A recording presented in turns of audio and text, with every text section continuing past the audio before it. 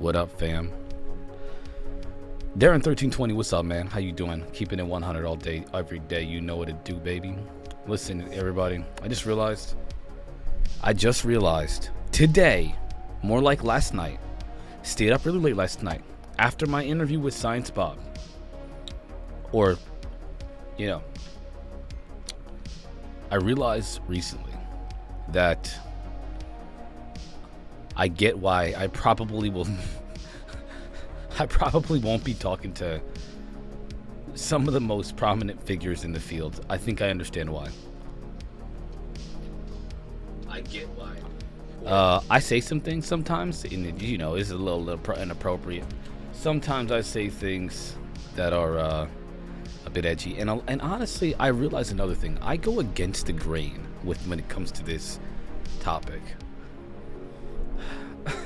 I recognize that sometimes,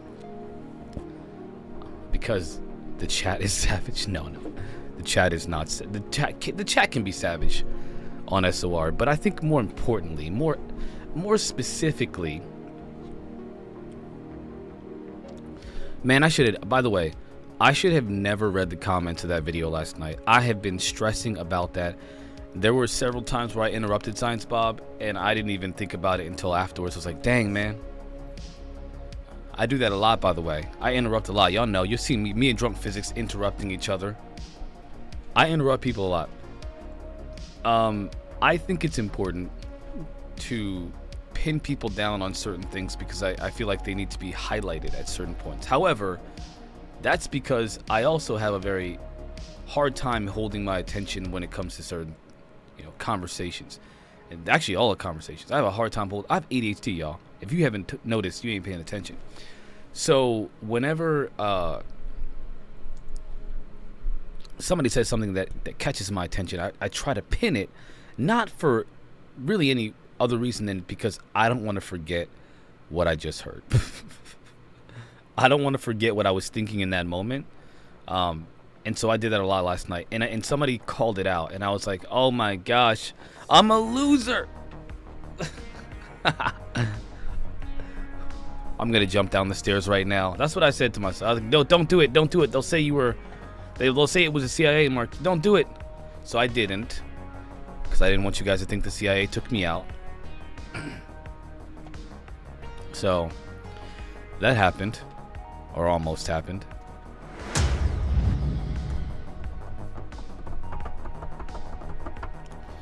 Yeah, so there's that. Today we're going to talk about a lot of things. And I learned something last night. If you didn't notice, also with Science Bob, I speak, and I say this often so that everybody understands, I speak flippantly. Everybody thinks, oh, Marquise, you guys know by now, I say a lot of things. I say a lot of things. And sometimes those things aren't always well formulated. And I read a lot of books, throughout my life, which is why sometimes I sound smart, sometimes. And so some people are like, wow, this he knows his stuff. Well, there's intelligence, and then there's obsession. I got a little bit of both, but if I were to measure it, I'd say obsession is like really high up there, and then I have a pretty average intelligence. That's what I believe. Don't be fooled. Don't be fooled, everyone. I don't know what I'm doing, okay? I'm just trying to figure out what's going on, just like everybody else. So if you think that there's anything special about me, think again. You're special too. God loves you, and you're special. And no matter what anybody says about the Intergalactic Federation looking at us like ants, you are special. Never doubt yourself. Believe in yourself. You're not just some hamster on a wheel. You're special. Speaking of special, John Greenwald said yesterday, some things on Twitter that I wanted to address.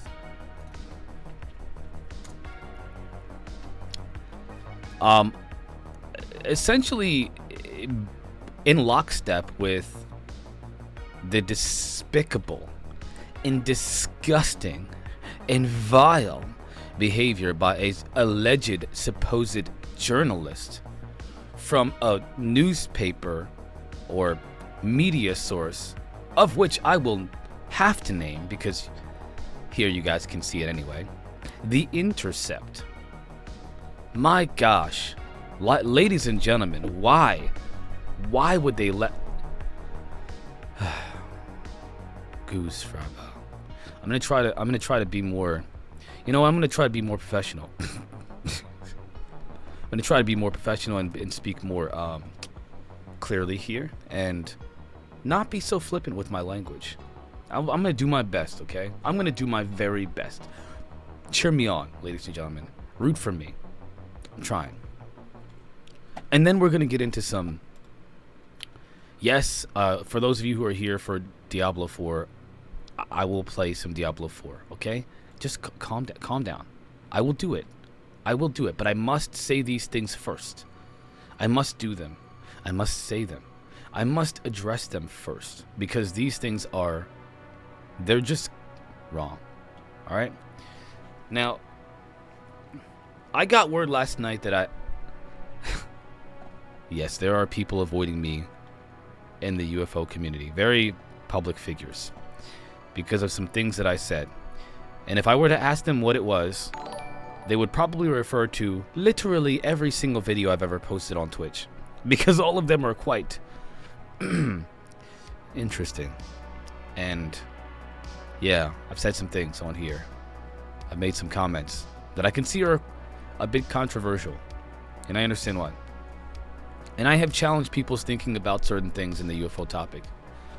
Not respectfully so. Thank you, Grant. My boy Chris Grant. Thanks for the love, fam. And I understand that, and I accept that I have to be responsible for the things that I say. And I will take responsibility for those things. But I'm not going to stop talking about what I'm talking about. I will not change my position for anyone because it hurts their fifis. If you were on the wrong side of history, I will call you out. You will be known, whether it be through exposing the logical fallacies in your argument or exposing the underlying intentions that seem to be permeating through your entire conversation. And if you think that you can get away with things like this that we're going to view today, smearing people who are pushing for disclosure for some clout on Twitter or YouTube or wherever you may be, think again, because I'm watching. And so are the intergalactic brotherhood of spacefaring people. So are the Pleiadians and the Zeta Reticulans. They're watching. And I believe, even if you will, the reptilians are watching too. And you know, if they're going to eat people, they're probably going to eat you first. Because they recognize that a nice juicy meal, a really good one, is full, it's nice and full and fattened up with lies, deception, and manipulation. That's what they really, really want. That's where the fatty comes from right there. That fatty that the reptilians are looking for, it's in that meat, that lying, deceptive meat that you have. So you better figure it out before they come. And this is exactly why people don't want to talk to me. This is literally exactly why they don't want to talk to me. And I'm okay with it. So Darren1320, the reason why people don't want to talk to me in the field is because I'm a savage. Because I'm a savage. The reason why people are avoiding me in the field is because I'm a savage. The savagery is real, you know? And what bothers me the most, the very most, you know, we're all jaded by this field, all of us, some more so than others. And what bothers me is that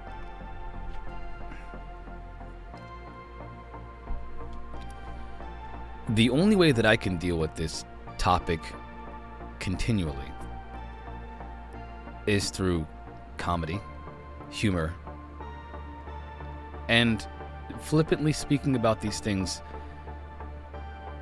with, without that oversight, that feeling that, man, I gotta watch every single word that I say. That's what keeps me going. It really does. But honestly, I can't. I gotta be more careful, because not only are the people that support me watching, but those that are trying to see. I mean, there's people out there looking for every little thing that you say. And I have not been cognizant of that aspect of this topic. I have not been cognizant of that aspect of of my time here. There was a couple people giving me a hard time during 1320. There's a couple people. And to be quite a few. As a matter of fact, let's just put it this way. I am probably further on the fringe of the topic than most. A lot of people in the field like John Greenwald. I don't like him. I think he's a dishonest person. And what do I mean specifically by dishonest? Well, if you say that you don't work for the DoD, I can't say you do, because I don't have evidence of that. But if you start to parrot the same arguments that support the DoD's position, well, then by extension, even if you're not trying to be, you are a mouthpiece for the DoD and the Pentagon. They do, don't they? What's up, Ravens Creek? It's good to see you. My pleasure. What's up? Hey. And so I call that out, and a lot of people do not like that. I cannot. I've been trying to figure out what it is about John Greenwald that people like, and I don't understand. I mean, I used to look up to John Greenwald. I used to look up to him and like him and respect his efforts. 20 years, I think he said, of the Black Vault. Oh my gosh, like that's hard work right there. It takes a lot of work. But again, let's take a look. Let me show you what's bothering me. Okay?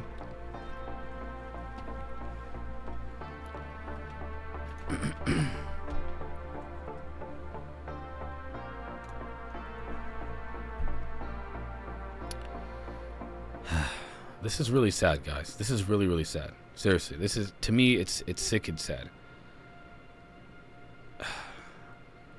Let's start with the fact that he had this space talking about some things, and I'm gonna call this out. Like, this is not gonna go. I'm just not gonna let this go. I can't. So listen to this. Oof, John Greenwald says. Is this a fairy tale?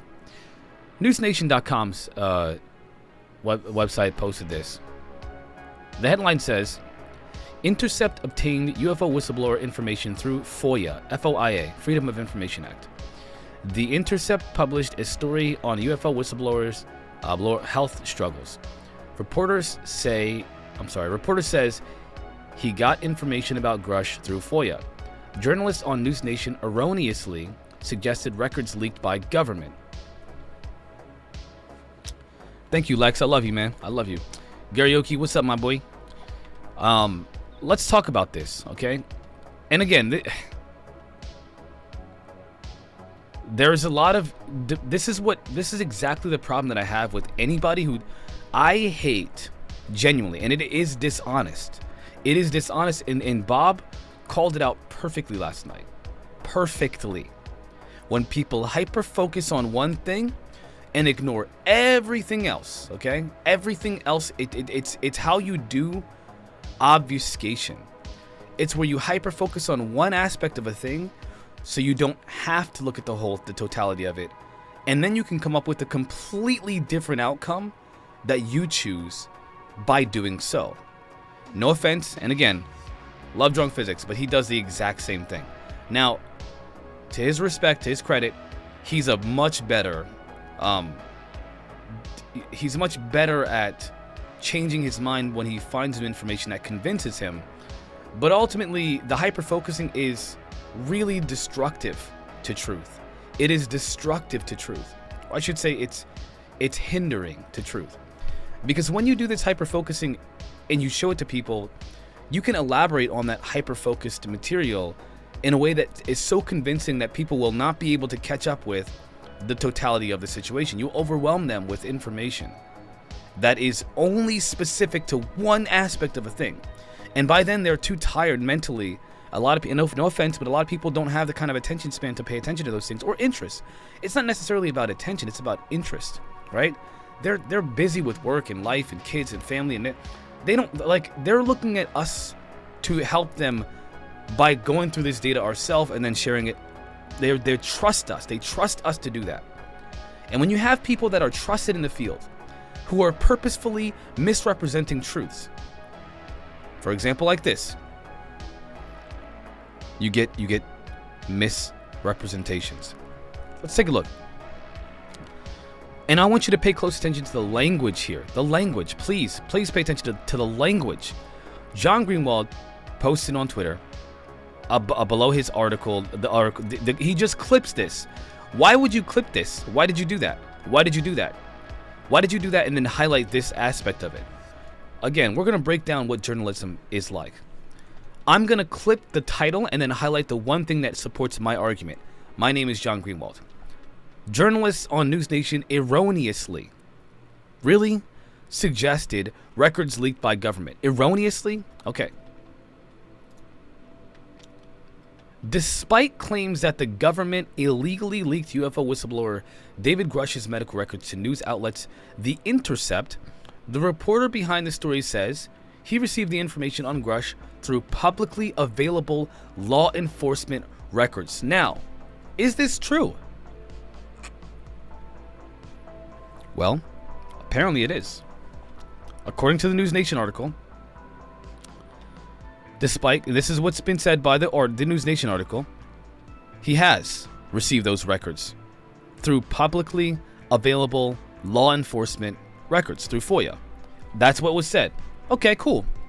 I accept. Is that all? Do we stop there, or let me ask you something? Do we end the story at this, or do we keep looking for more answers and a full picture? Okay. Well, what else do you have to say about this? Well, let's take a look.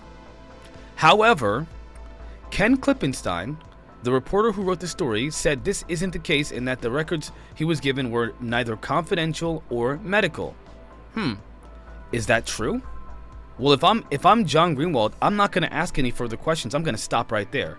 Let's take a look at what was actually said. Let's take a look. Listen up, y'all. Check it out. Let's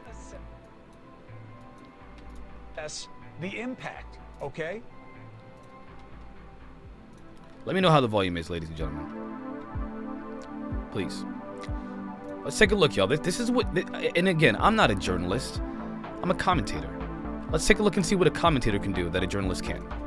Will this affect how Congress feels about the testimony of David Grush, Oversight Committee member, GOP Tennessee Representative Tim Burchett joins us now. Congressman, thank you for taking the opportunity. Happy birthday, brother. I'll have my 59. Oh, happy birthday to Chris Cuomo, the guy who thinks this is all BS anyway. On August 25th, maybe we can go to the Sizzler and get the early bird special. Done. You do not want to go get drunk with Chris Cuomo. He might start throwing bows up in there. Y'all don't know Chris Cuomo like I know Chris Cuomo. Chris Cuomo is a G. He is an Italian G. I don't know if he's Italian, but he is a G, straight up. Done. Don't take me somewhere with peel and eat shrimp, though. You'll never feel the same after that. You don't want any piece of me peel and eat shrimp. So, look, straight up, do you feel any differently about Grush because of this reporting about him seeking treatment for dealing with what he had to live in Afghanistan? God bless him for serving our country, keeping us free. My father fought in the Pacific, and to the day he died, I never would wake him up over his body. I would always grab him by his big toe, because I don't know where he thought he was going to be when he woke up. Now, this is a testimony from somebody who is, his father was a veteran. He understands what PTSD can do. I have PTSD. I do not have it from the military. Trust me when I tell you that stuff is legit. It doesn't go away. It does not go away. You have PTSD, probably. I mean, I don't know if you can recover from PTSD. I know you can learn to live with it. I do not know if you can recover from it. But it does affect every aspect of your life in terms of your relationships and also your sense of the feeling of safety.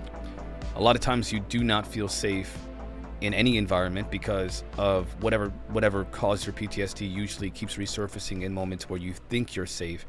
You're subconsciously reminded that you're not. And that's kind of one of the issues that I personally struggle with PTSD. I do not like being in crowded places. Again, this is irrelevant to necessarily the specific topic, but PTSD is legit, y'all. It's real, and you would never attack someone for PTSD. It's not a mental illness like Alzheimer's is a mental illness or anything like that. It's not a mental illness like bipolar disorder. And by the way, even with bipolar, you can still be a high functioning bipolar person. Just to be clear, those things affect your relationships. It's a real deal. We deal with it now. We accept it. And for anybody to discredit one of our veterans for that, to me, is sickening. It is just sickening. I knew about this before it was going to break. And he just said, again, he knew about this before it was going to break. And we're going to look at we're going to look at a clip from News Nation, the News Nation interview with Ross Coulthart and David Grush, where David Grush mentions this. And they took that out because all they wanted to do was prepare for that moment that this happened. They prepared for it. Boom, News Nation. Great freaking job, Ross Coulthart. He and I are friends, and we communicate fairly regularly. I'd ask people to pray for him and his family. Unbelievable amount of pressure this guy's been put under. He's a patriot, regardless of all that. You throw his testimony out, you still have two pilots. I guess they're going to go after them next. Hell, I don't know. They chased UFOs. They saw them. They everything. And, so it doesn't really matter. It doesn't. And to be clear, the reason why John Greenwald is literally supporting this reporter is because John Greenwald does not believe anything that David Grush says. He thinks he's full of crap. Now, let me be more clear for the sake of honesty here. He doesn't believe the claims about the crash retrieval program of non-human technology. He does not believe in the claims of non-human pilots. He does not believe the claims of non-human agreements with these non-human intelligences. He does not like the idea of the interdimensional hypothesis and so forth. What is John Greenwald even doing? He doesn't even, I don't even think he believes there are I think he believes there are aliens out there somewhere far away in a galaxy deep in space. But I think that he thinks that the craft, and I don't know this for sure, I'm speculating, based off of the totality of his work, especially recently, it seems like he thinks that it's just military operations. 100%. Like, there's no aliens here. That's ridiculous. You gotta listen to him talk. What matters is the fact that this man served his country and is suffering for it. And now we are stigmatizing this further. One of my best friends is bipolar. I've received awards from agencies in the state of Tennessee for my, I dealt my legislation and outreach to the community, to the folks with mental illness. Look, you cut your hand. Nobody thinks anything about in Knoxville about going over to UT Hospital emergency room. You got something going on in your head. There's some stigma attached to it. That is wrong, Chris. You and I both know that's wrong. You and I both know, I guarantee, have personal close friends that suffer from some sort of mental illness. It's a horrible stigma. This man served his country. Dadgummit, we got to do better than this. Dadgummit, we got to do better. Dadgummit, we got to do better than this. Dadgummit. I'm so disgusted about this. I just can't. I couldn't. And when I knew about it last night, I woke up at 3 o'clock this morning. Hell, I couldn't get back to sleep. This is just. I wonder if they had gotten a tip that he had broken his legs badly. Would they have reported that? If they had gotten a tip that he had dealt with a bout of lung cancer, God forbid, would they have reported that? This is something that you report because you think it reflects on his credibility, which means you're playing to a stigma, and And this is what John Greenwald is doing. John Greenwald is doing this. Why? We're pushing at cross purposes with the U.S. government, who had no problem with his disposition or mental fitness after the treatment. But here's where we are. I just wanted to check in with you to see if it changed your disposition and the veracity of what he told you. You say no, good enough for me. Let's go forward. We're over the target, brother. Let's keep the pressure on. If it wasn't for you all breaking this story, we wouldn't be where we are today. So God bless you all. Thank you, Chris, and happy birthday, brother. Well, we stay on it. Thank you very much, Representative. That's okay. That's okay. No carbs for me. My body's a temple. My body's a temple. All right, we got Tim Burchett's,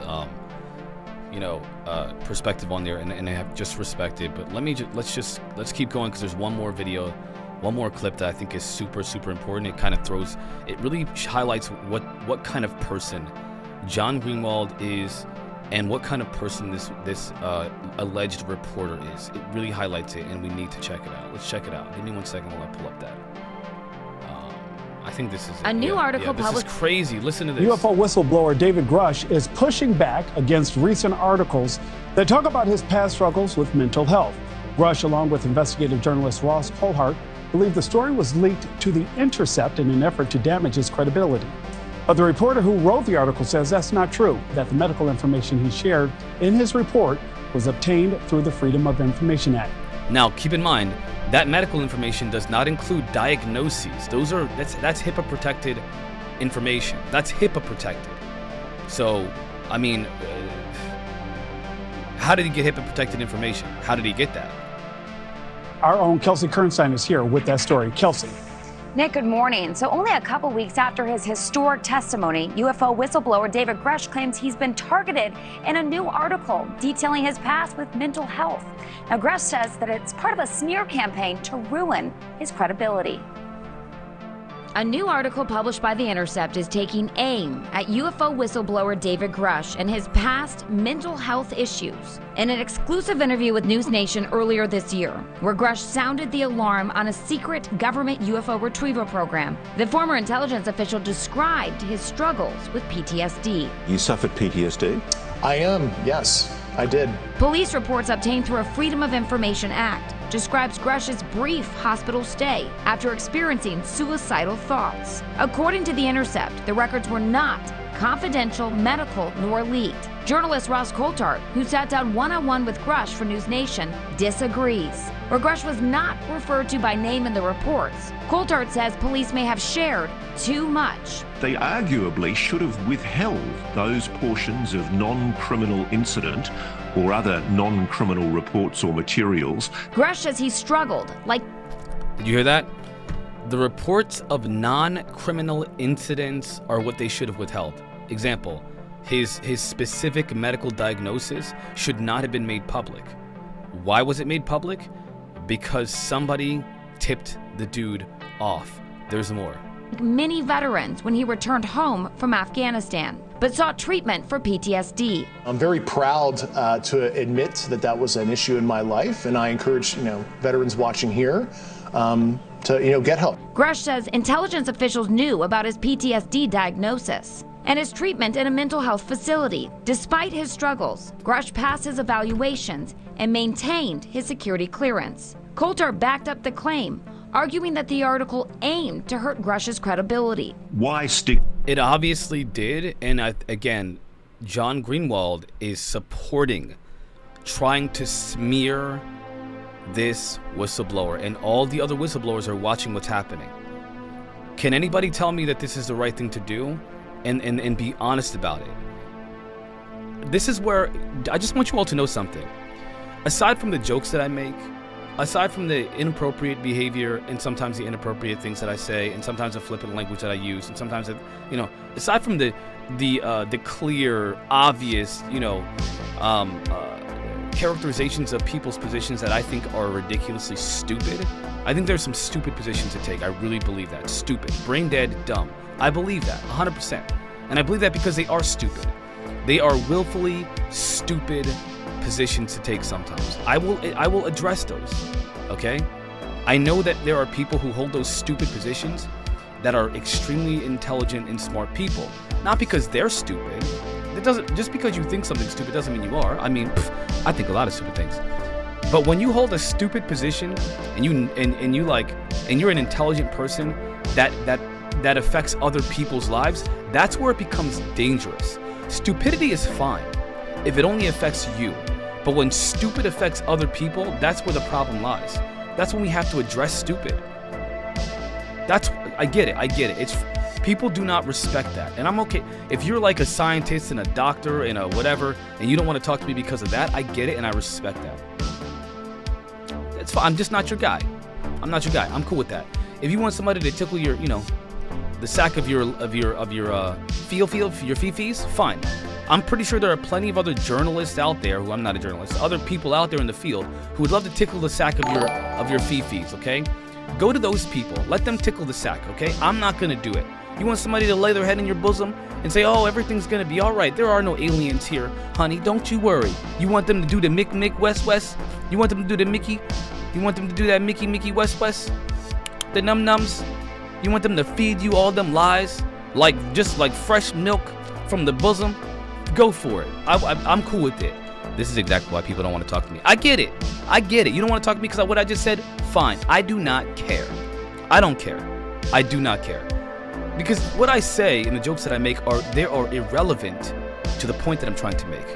Truth is truth. And I will call out the BS. And this is BS. And the fact that John Greenwald, who people support in the UFO community, ladies and gentlemen, I'm on the fringe, y'all. I'm on the fringe. They're supporting attacking whistleblowers. Sick. I don't want to be associated with people like that. I do not want to be associated with people like that. What benefit to my life and the life of others would it be for me to be associated with people on a friendly basis without pushback who support attacking veterans with PTSD? Screw you, man. Screw you. But not screw, but the other word that I'm not going to say. That word, you. You know what I'm saying? Stigmatize somebody for a PTSD diagnosis that was fixed, that was no issue at all to the Defense Department. Despite the report, Congressman Tim Burchett, who is leading the charge for transparency around UAPs, is confident in Grush's testimony. Do you feel any differently about Grush because of this reporting about him seeking treatment? Nah, he's a patriot, regardless of all that. Grush says his mental fitness was never called into question before he came forward as a whistleblower. If you or a loved one are struggling with PTSD or suicidal thoughts, you can go to that number right there on your screen, 988, for help. Marky? Hold on one second, guys. So this is the problem here, okay? This is it. It's honestly just sick, guys and gals and demigods. It's sick, man. You know, what's even worse to me, what's even more sick is the support that people have for those smearing a veteran. What is wrong with you? What is wrong with you? Guys, if you're in my chat, you know,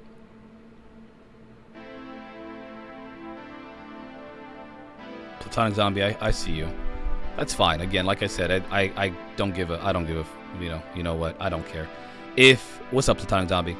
If people can't look past those things, I don't personally care to be told. I mean, I care enough to talk about it, to address it, but I don't care enough to be like, oh man, maybe I should. Nah, man, go somewhere else. You know, there are people with less valuable content and things to say.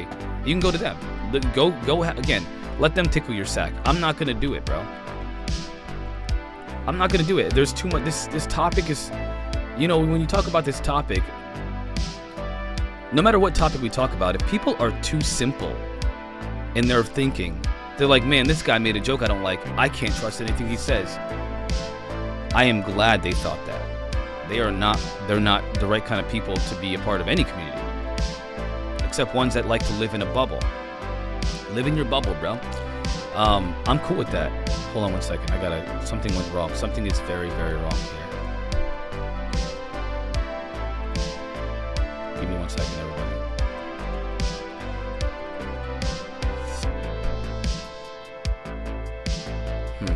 That is quite interesting. That is very, very interesting.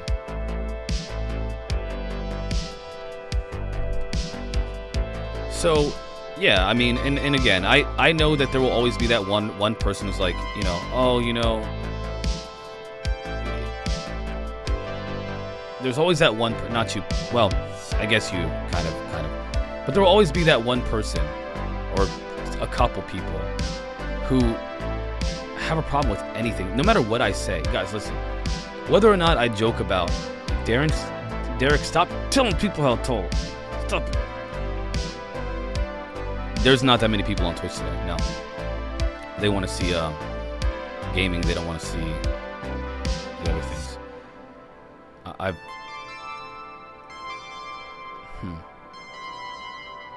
interesting. Very, very interesting. One second, everybody. I've got some issues here on the back end.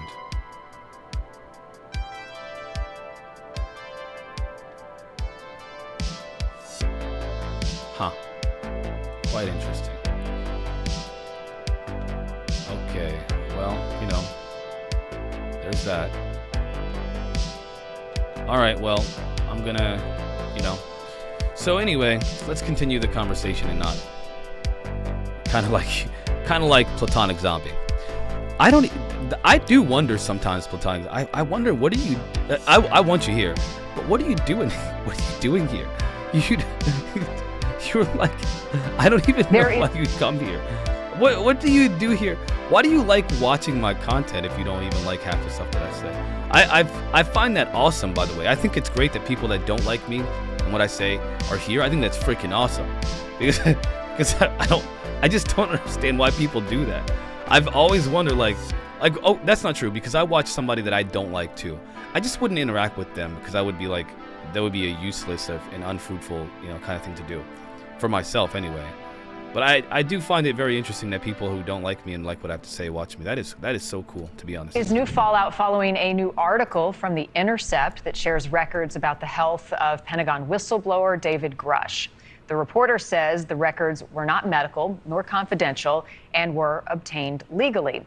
Grush now feels the need to reassert his credibility because the article details being treated for post-traumatic stress disorder at a psychiatric hospital.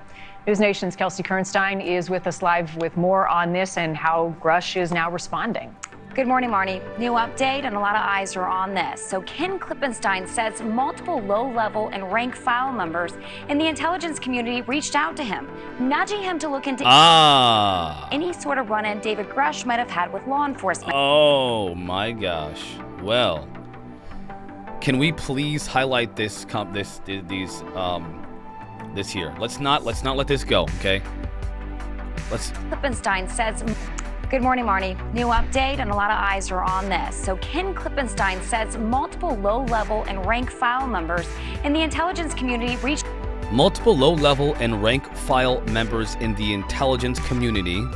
out to him, nudging him to look into any sort of run-in David Grush might have that David Grush might have had with law enforcement. He made the disclosure while speaking. Is anybody confused at this point? Is anybody confused at all? Because it gets worse. I should say gets better. If anybody's confused in the chat, don't worry. I can seriously put this in a one-page children's book format for you, and I will write it in the chat for you. Okay? If there's anyone who is having a hard time understanding this one point, please, by all means, I would love to try to put this in a very neat little, like Donald Trump's. Sometimes you had to like a child. They said he had to talk to him in a briefing. You had to break it down like a kid's book with pictures and stuff. If you need me to do that for you, I will do that for you. I will do it. But at this point, this reporter was tipped off by the intelligence community. He said so himself. Let's find out more. Speaking on Twitter Spaces. Go ahead and take a listen. If you want to say that it was planted because I was talking to people and getting the rough impression of what he was like, I guess that's true. That's new audio from The Intercept's Ken Klippenstein. He just published a story detailing David Grush's brief hospital stay after experiencing suicidal thoughts while battling PTSD. According to The Intercept, the records were not confidential, medical, nor leaked. However, in a new conversation with another journalist, Klippenstein says he had vague hints from the intelligence community members to look into Grush's past. It wasn't one person. There's like multiple people. This is Klippenstein right now talking to John Greenwald on Twitter. How do you implicate yourself in an obvious disinformation, like a smear campaign? How do you do it? Talk to John Greenwald. He'll give you this space to talk to him. Oh my gosh.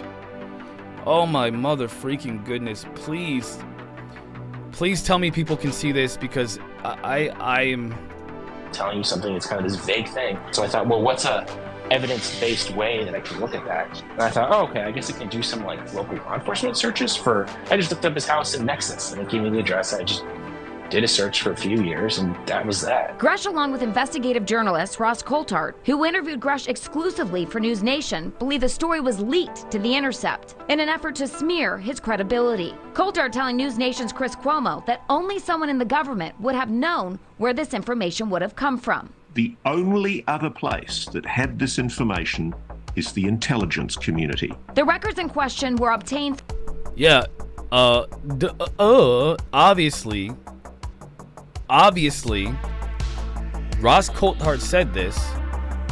Klippenstein goes to John Greenwald on Twitter to say it again after denying that he got information from the intelligence community. He admits that he got information from the intelligence community, and then says that Ross Coulthart is lying about the intelligence community giving him information. Is anybody confused?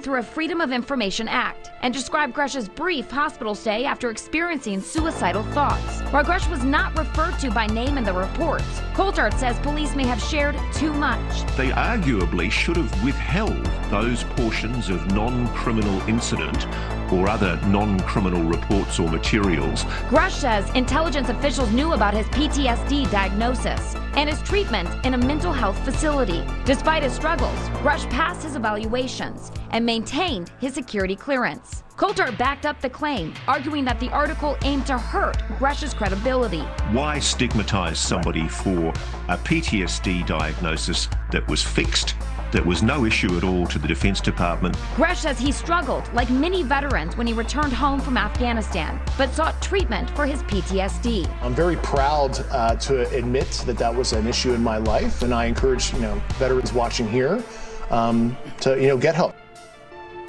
Klippenstein says he's not well connected in the intelligence community, and he was only getting bits and pieces from different sources. Yeah, from the intelligence community. Oh, I don't know anybody from the IC. I just talk to people from the IC. Okay, well, I guess. And he adds he doesn't blame people for being skeptical and believing this story was planted. As for Grush, despite his past, his mental fitness was never called into question before he came forward as a whistleblower. Now, if you or a loved one are struggling with PTSD or suicidal thoughts, you can go ahead and call that number right there on your screen, 9. Oh my gosh. Yeah, so, guys, listen, guys and gals, demigods, listen. I don't know what to say. I'm really, really trying here. I'm trying to,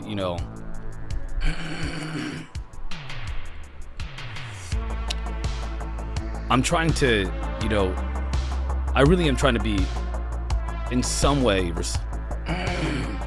fair to this problem.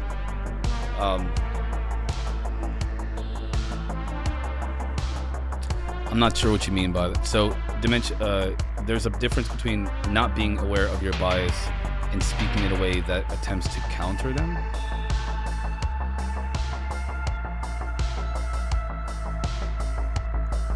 What? I'm not sure I understand that. What are them? Counter your own biases? I mean, it takes work to be aware of yourself, your bias and such, but people don't. Oh, you're saying, so I am very well aware of my bias. That is actually a really interesting, that is actually a really interesting thing. I do not. How can you deny that you have bias? I mean, everybody has bias. How do you deny that you have a bias? I mean, you can do that, but if you do that, that's also disingenuous, because every person that talks about anything has a bias. It's kind of part of being human and having a brain. You have an affinity for certain things, and you have, disdain or dislike for other things. I mean, it's kind of just like part of being human and in the world and living life and having a brain that works.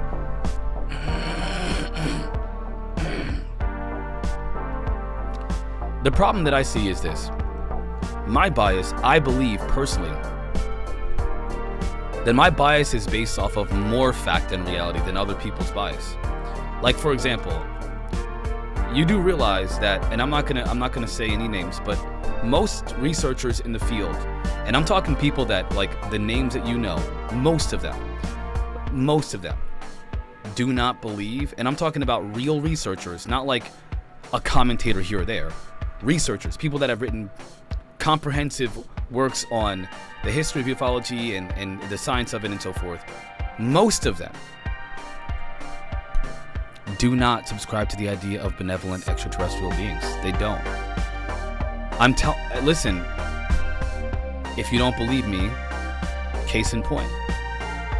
Hold on 1 second while I pull this up, because the biggest backlash I get is, oh, the aliens are, everybody, oh, you just think the aliens are bad. You have a threat narrative. Listen, that's simplistic, guys, and you have to be more complex in thought than that. You have to be. Otherwise you're gonna.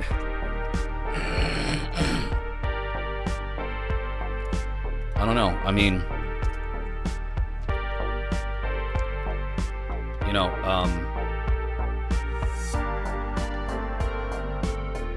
let me just show you guys. This is exactly what and just so you understand, most of us, and most people, forget about me. Most people who are actually,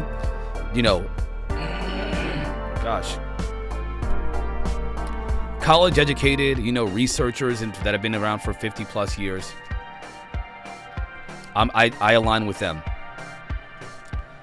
You may not, and that's my problem, is that, like, I'm aligning with people that are actually informed about this topic. I'm not aligned with the mystic from Colorado who meditated their way to enlightenment and says that aliens are here to help us because they talk to the Zeta Reticulan Brotherhood. That's not research and data. How can you tell me, and this isn't used specifically for Time Zombie, but people will tell me, oh, you're pushing a threat narrative. Well, if the truth is that there's a threat, then by pushing the truth, you could say that by extension, you could say that. But, like, the reality is that I'm not the only one who says it. Case in point.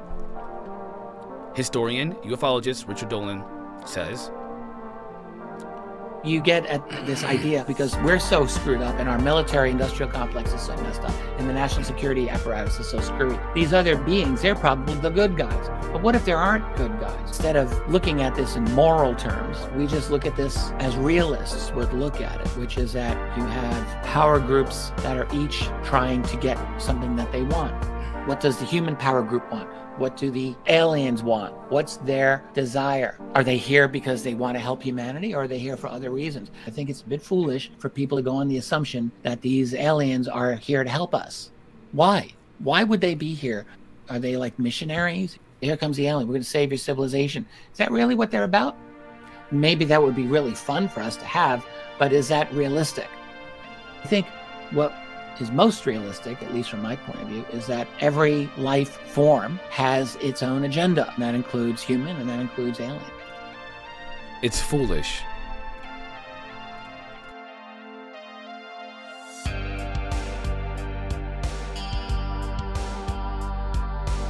It is foolish.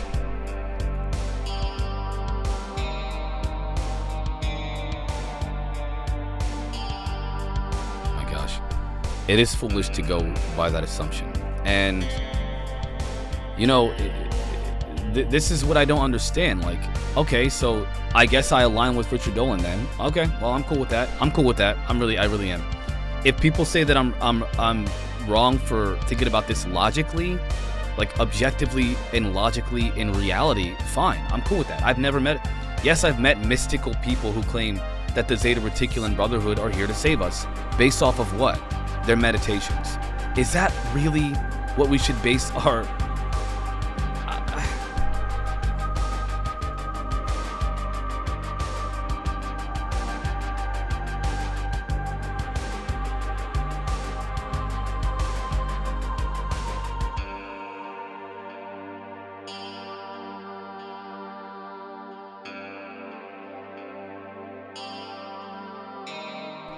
Yeah, I mean, you could be a news reporter that only talks about, like, oh, look at all the good things that people are doing while your world is burning down. Oh, look, there's somebody planted a tree in Wisconsin, and then meanwhile in California, meanwhile in Maui, meanwhile Don't worry, everybody. The economy is doing great while there's more homeless people than ever. Don't worry, everybody. The world is, hey, guess what? It's cold in certain places of the world. Oh, meanwhile, in Maui, meanwhile, this is happening in other places in Hawaii. Paradise Lost. Chardonnay. Meanwhile, the world is on fire. You could do that, right? You could be like, oh, don't worry about, those fires that happen don't worry about them. Because guess what? It's sunny. It's all sunny and shiny in Philadelphia. Guys, you can do that. Why would you, while the city's burning down around people, you know what people could say? Oh, don't trust those people that are pushing the threat narrative. The city's burning down, but don't just stay away from that stuff.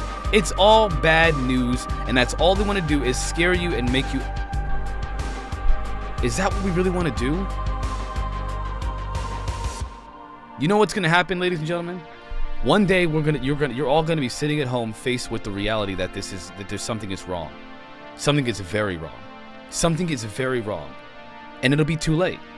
It will be too late. We'll be all screwed. And this thinking in your head where it's like, well, there needs to be a balanced perspective. Of course there does. The problem is, you also have to be objectively true. Hey guys, yeah, somebody in Wisconsin did plant trees, but they're all burning down in California and Canada. Obviously not all of them. Obviously not all of them. This is part of the flippant language that I use. I get it. Use your noggin. I assume people are smart enough to know what I mean, but apparently they're not, so I have to be more clear. I apologize. When I joke about things, I recognize there are people that are not smart enough to understand the basic premise of my argument. And so they say, oh, he just said all the trees. Well, guess what? In this part of California, they're not burning down. So obviously he's lying. I get it. Not all the trees are burning down. But the fact that there are wildfires so bad in Canada that they affected the United States, are you kidding me? Are you kidding me? We're not going to talk about that? We're going to ignore that because somebody wants to talk about the tree planted in Wisconsin? Is that what we're going to do here? No, I won't do that. Guys, there are reports that, you know what? I get some of the,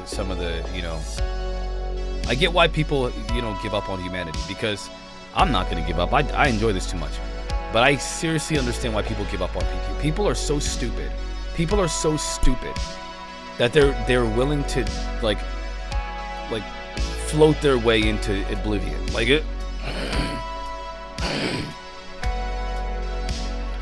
They're willing to literally float their way into oblivion. Literally. I just want to meditate until the world burns. Okay, that's great. I don't want that to happen. I want to be able to talk about this, the truth about, and the nature of these types of things. If there is going to be an alien invasion, which I don't necessarily know if that's true or not. If there is an alien threat, which again, I don't know for a fact that's necessarily true. If there is going to be some kind of an infiltration, I don't know if that's necessarily 100% true. If there is an alien presence here on Earth, I don't know if that's necessarily true. How would I find out? Why would I care? Because some people who are involved with programs that involve crashed retrieval of non-human technology and are face-to-face with the cadaver of a non-human intelligence, not talking about a plant, okay, not Mr. Neil deGrasse Tyson. I'm not talking about a plant. This is part of the hyper-focusing on certain words. Because Grush said biologics, he said, guess what? A tree is biologic. No, we're talking about aliens. Sentient, intelligent, non-human life that can create technology that's far superior than our own. If these beings are here, well, who would know about that? The people that they're tricking into... Do you want to... Would it be the people tricking them into thinking that they're here to Space Brothers? Or Whitley Strieber, who says that they literally assaulted him and they had to go to the doctors for it? I don't know. How about Phil Snyder? I don't know. How about anybody who's involved with this field? Who would know The people that are involved with the crash retrieval programs and the non-human intelligence technology and the non-human intelligence bodies and studying them, those are the people that would know, guys. The people that have been studying this phenomenon since the 40s and 50s, those are the people that would know. Those people say we got a problem here. They don't say Space Brothers. They don't say that. So whenever I am literally like, my bias is that. My bias is on the details that are that people in the field are researching this topic have said. That's my bias.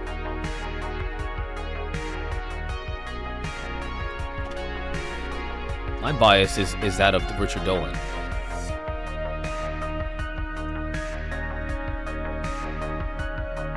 Oh my gosh, Glenn Beck. I didn't know if you think I should watch that? You think I should watch it?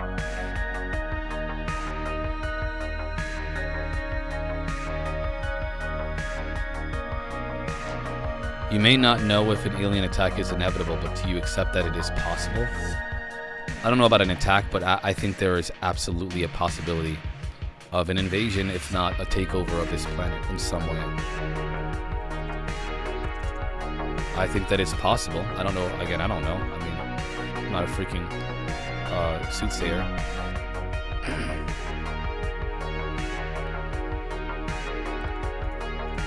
You get.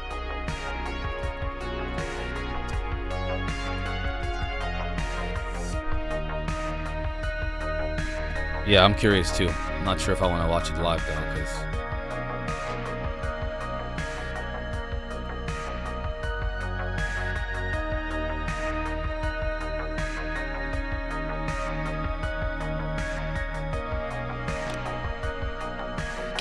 I can't find it. He was on Coast to Coast. I mean, is it Jimmy Church?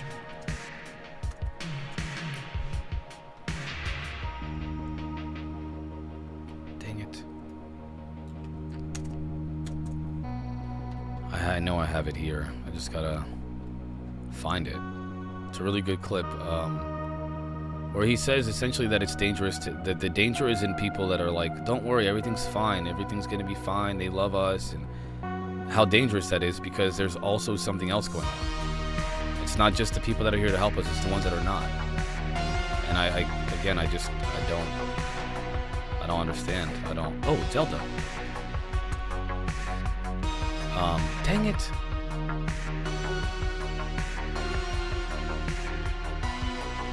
I guess we can't. Let's see if this. I guess they don't have the shorts on here. Huh. Whatever. Take that does not account for actual pilot. Yeah, I'm not gonna do that to myself.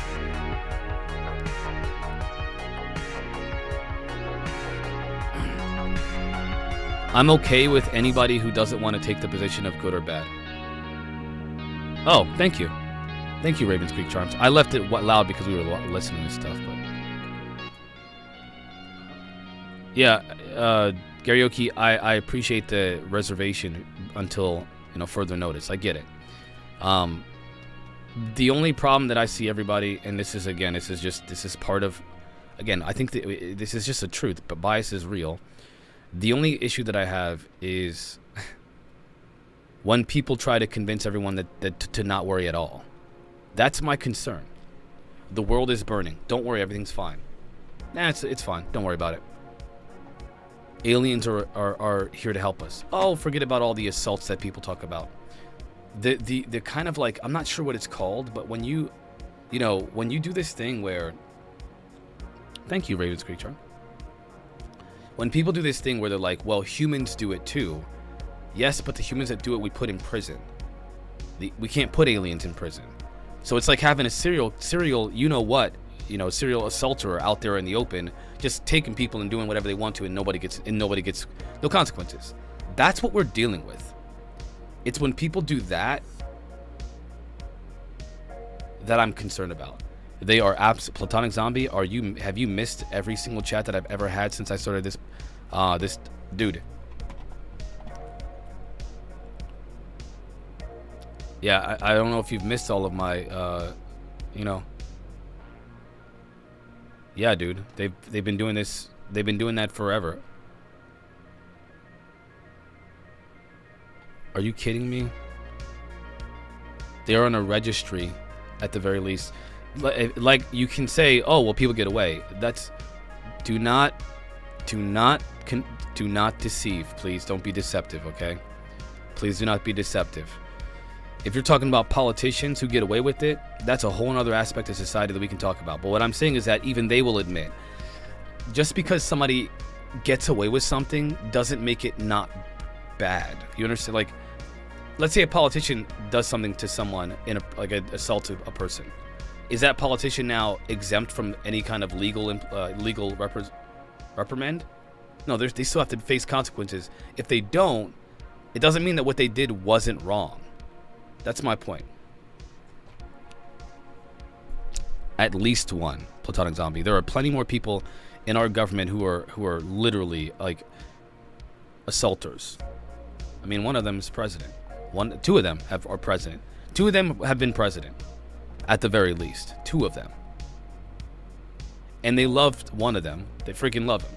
The other one, they voted even though they saw him sniffing kids on live TV, sniffing and touching little girls. I don't understand. I don't get it. All right, let's check this out, y'all. This is allegedly a part of the Peru situation. Just so you guys understand, I'm kind of frustrated with the Peru situation because there's no information about it, but whatever. Platonic Zombie, I will be honest with you. I hear you. Not all of them are in prison. You're correct. The problem is that that's not the point. The point is not like, well, do all of them go to prison? The point is, when we look at people who do something wrong in society that we all universally agree is wrong, we don't say, well, everybody else does it too. We think that those people are bad people, and we don't like those people. Well, usually. And even if people do like those people, it doesn't make them any less wrong than anybody else. They're still wrong for doing it. Like, for example, Donald Trump said, I can shoot someone on Fifth Avenue and not lose any votes. He's right. But is shooting someone on Fifth Avenue for no cause a wrong thing to do? The answer is yes. And so you don't base your belief system off of, well, if he did it and therefore nobody was mad, so I guess it's not wrong, right? But no, you say it's still wrong. So when you look at the non-human intelligence and they're doing these terrible things to people, you don't say, oh, well, it's okay because we do it too. The worst of us do it too, and some people even get away with it. So is it really that bad? There must be good among them. When Donald Trump came forward and said, Mexicans are not bringing their best. They're bringing drugs. They're bringing crime. And some, I assume, are good people. The some I assume are good people are like all of the aliens to people, right? All of the aliens are some, I assume, are good people. Even though they're bringing drugs and crime. I'm just kidding, by the way. I'm being facetious. Even though they bring assaults and abductions and forced, they're all good because some of them make me feel good. That's where the danger comes into play. It is so obviously dangerous, it concerns me. It very, very much so concerns me that is the logical process that people go through when thinking about this topic. It's terrifying. It's terrifying.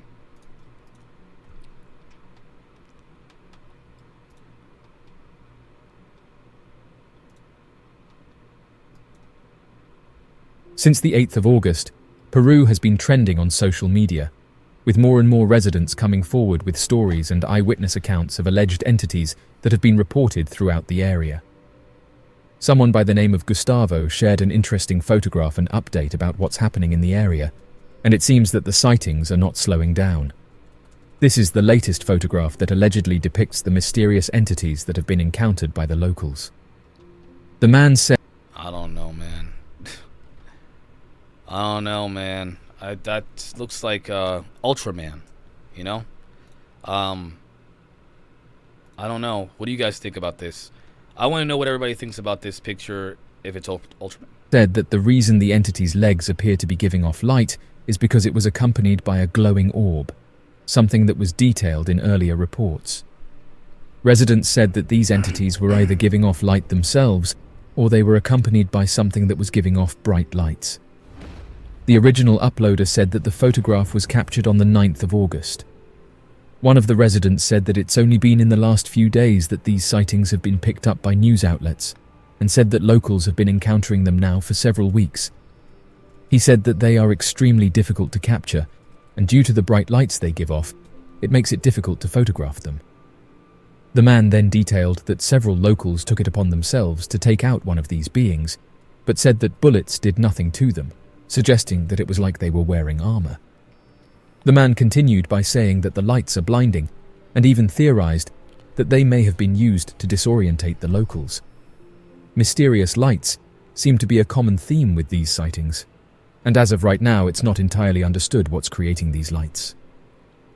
Oddly enough, many people throughout the area have reported witnessing glowing orbs.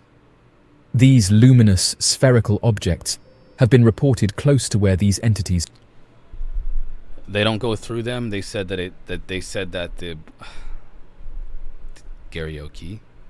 You gonna get me all fired up. So, if I say that I shot at something and it bounced off like it had armor, does that mean that it went through it like a hologram? I believe that is not a very, accurate assessment of that situation. Plus, we've heard about pilots doing the same thing, encountering objects where they try to fire at it and it's like it doesn't do anything to them, if they even fire. There's that image of the military shooting off all these rounds these tracer rounds at an object that alight in the sky. They were shooting all these beams. You guys know what I'm talking about. And nothing happened to it. It just stood there in the sky, didn't move. Hologram, everybody, in the freaking 50s? I don't know. Okay. Platonic Zombie. There's not much logic going on in UAP discussion, to be honest. I agree. Look at all the biblical stuff. People think they can just pray it away or actively hope for end times. Huh? They're actively hoping for end times? I'm not sure. You want to talk about bias? The fact that people are calling this a hologram without any proof. There's no proof of that. That's just a made up thing, guys.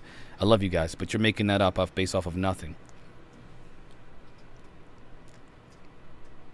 We don't even know if this is true. First of all, that's the first thing I want to say. We don't even know if this is true. Have been encountered. Those who investigate the unknown have said that glowing orbs are typically described as spherical objects that emit a soft, often pulsating light.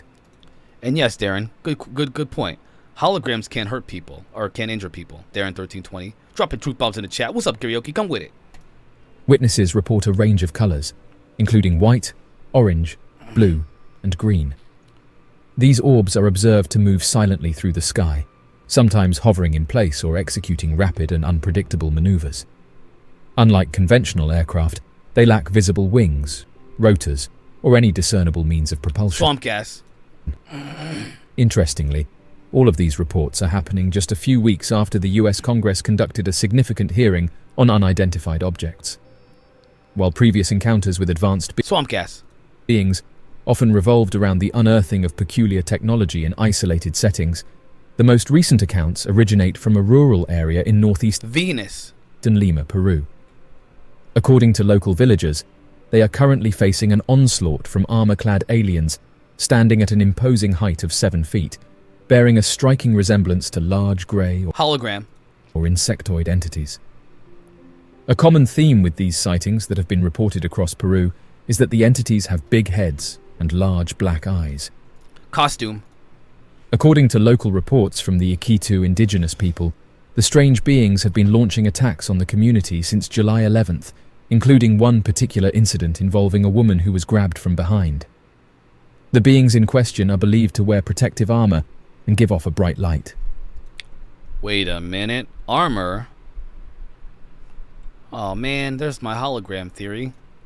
The residents from the remote region have requested assistance from the authorities.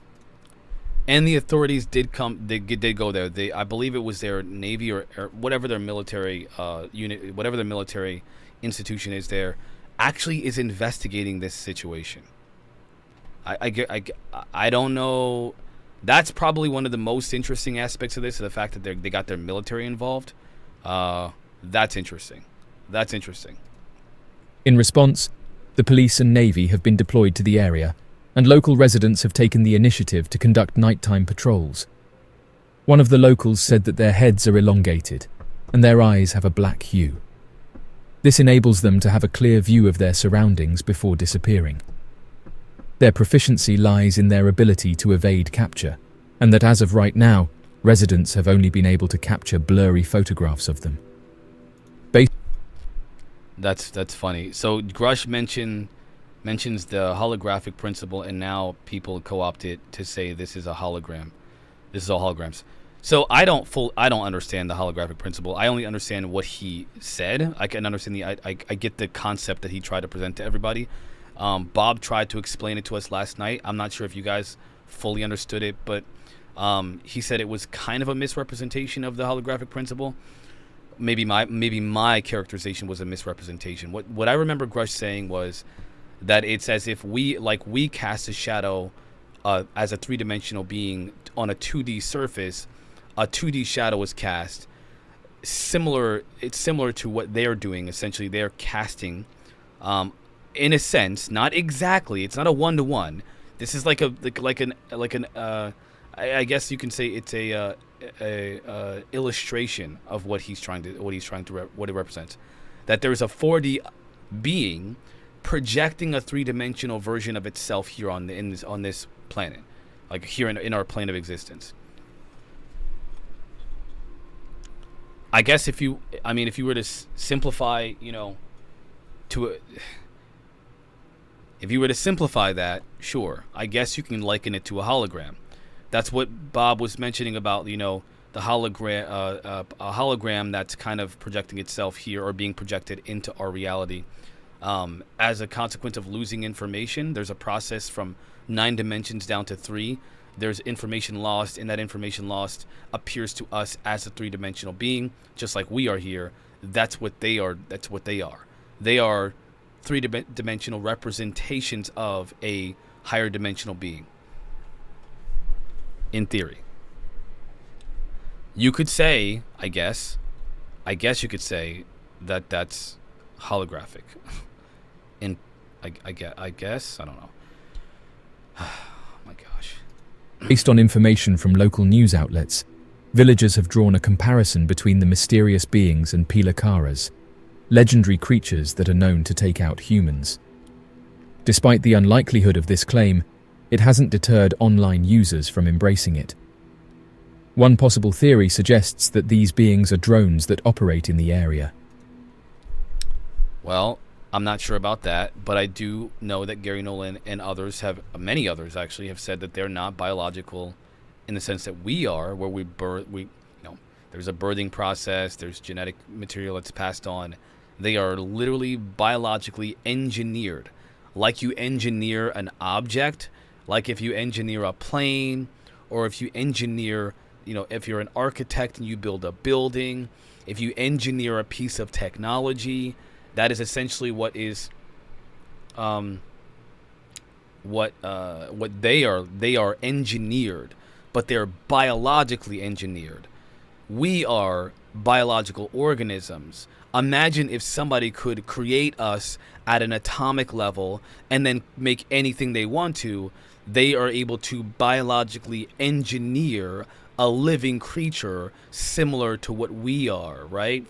Allegedly, according to that Reddit post, these beings are like chimera. They share multiple different species native to this planet, genetic material. And that is what they are collectively, biologically. They are a collection of, or a compilation of, different biological species into one organism. Only they are not birthed into this world like we are. They are biologically engineered. You could call them robots if you wanted to, biological robots. You could say it's a version of advanced artificial intelligence. You could say that, but that is essentially what we are looking at if this is what they are. However, this explanation doesn't explain what these beings are, or why there are a large number of mysterious orbs that have been reported throughout the area. One of the key challenges in understanding these orbs lies in distinguishing between natural phenomena and potential unidentified crafts. While natural explanations are possible, some researchers propose that glowing orbs could be the result of advanced technology, possibly piloted by advanced beings or utilizing unconventional propulsion systems.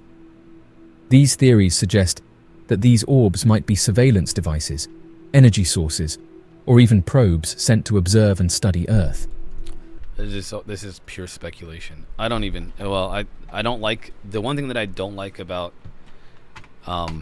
these channels is that this is, okay, so although there is speculation that the beings in the craft and so forth are here to study Earth and to investigate this planet and the life on here and so forth. There's speculation, but very good speculation based off of the evidence of encounters and sightings throughout the world, throughout history, at least recorded history. There's speculation about that. But there's a lot of other speculation as well. And so when you mesh all those speculations together and kind of like throw it into a video without context, I get it. It's content and it's very entertaining, and I respect it. I really do. I just have a problem because this is where people can get confused. This is where people can mix up truths. And I worry about that as well. The ability to emit light could be related to their propulsion mechanisms or communication systems. The appearance of glowing orbs has historical and cultural significance in various societies. In some mythologies and folklore, luminous orbs are associated with spiritual beings, divine messengers, or portents of future events. These cultural influences can shape witnesses' interpretations of their experiences, leading to narratives that blend the mystical and the otherworldly. That's another thing. Timothy Alberino, I believe, correct, I don't want to say this incorrectly, but I believe Timothy Alberino said that sometimes the people of Peru, that region, they embellish their stories. They kind of exaggerate and embellish. It's another thing. I think, though, coupled with the witness testimony, coupled with the video and picture evidence, is what makes it more compelling. The fact that there are news stations taking this seriously is also something that makes it compelling. And the fact that there are militaries involved is what kind of really compounds the compelling nature of this situation. I hope that makes sense. I hope nobody got confused by what I said. The consistent descriptions of glowing orbs from witnesses across Peru lend weight to the phenomenon's credibility. Witness testimonies often share common themes, such as the orb's ability to move noiselessly, change direction abruptly, and exhibit luminosity that defies conventional aircraft lighting patterns. The allure of advanced beings has captivated the human imagination for centuries, and one of the most iconic and widely recognized forms of these visitors is what's referred to as the Grey. Among the many regions of the world with purported encounters, Peru stands out as a place where individuals have reported close encounters with these enigmatic entities. Reports of encounters in Peru often intersect with the broader phenomenon and the narrative of visitations. And the strange thing about Peru is like they are experiencing a much more aggressive encounter with these things, which is, I don't understand what's up with that. I will also mention the fact that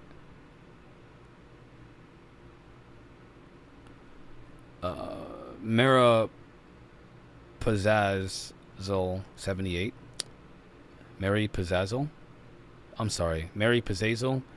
now the news in Peru says that, oh, they're just miners dressed up in costumes and drones. Oh, I don't know.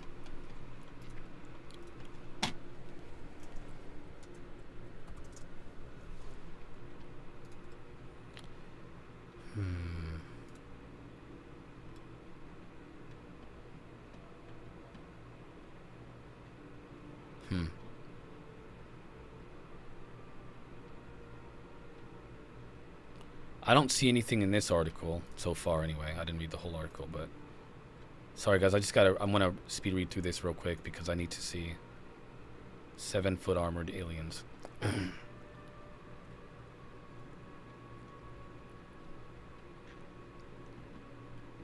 Wow, the Green Goblin Spider-Man thing. Still don't know what to say about that girl, the 15-year-old girl who was grabbed from behind in an attempted abduction. I mean, how do we prove that, right? This is what I think is interesting. The rural district of Alto Nanay is a 10-hour river trip from the nearest city, Liquidos. Locals have requested military presence from the authorities. This is what I think is interesting. And while the police and Navy have since arrived in the area, locals continue to conduct night patrols. These people are scared. I mean, I don't know what to say about that. I don't know. It doesn't mean that they fought aliens, but something's going on.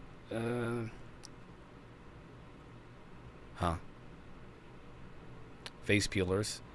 Piracaras. I'm not sure.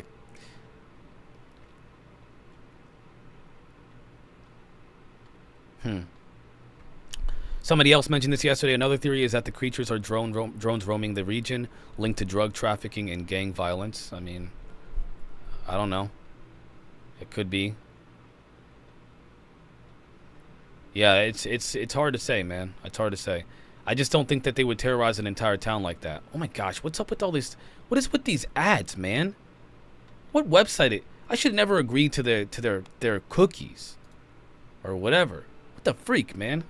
Come on, guys. I'm looking for news here. My gosh. Yeah, I don't see anything about that right now. I don't believe it either. I think that's BS. I think the idea that it's minors or local drug cartels does not fit any of the evidence. All right, let's get back to this real quick. I want to see what's going on Twitter, y'all. And then don't worry, we'll get into we're going to get into the casual side of things here in a minute, okay? I'll take it casual. I'll start talking to y'all a little bit more directly once we get to get past the news on this stuff. I said that. I said it was swamp gas. I want credit for that. There you have it, folks. The truth is plain as day. I was tipped off. Let's find out which. It came from the Freedom of Information Act. You did a Twitter space last night. You indicated you were tipped off by this. So were you tipped off by members of the intelligence community? It was both the Defense Department. I mean, again, it's a mosaic. You talk to as many people as you can because you don't want to be dependent on any one individual who might have a grudge or whatever it is. But yes, I did talk to both DOD people and intelligence people. So in terms of the substance. Oh, oof.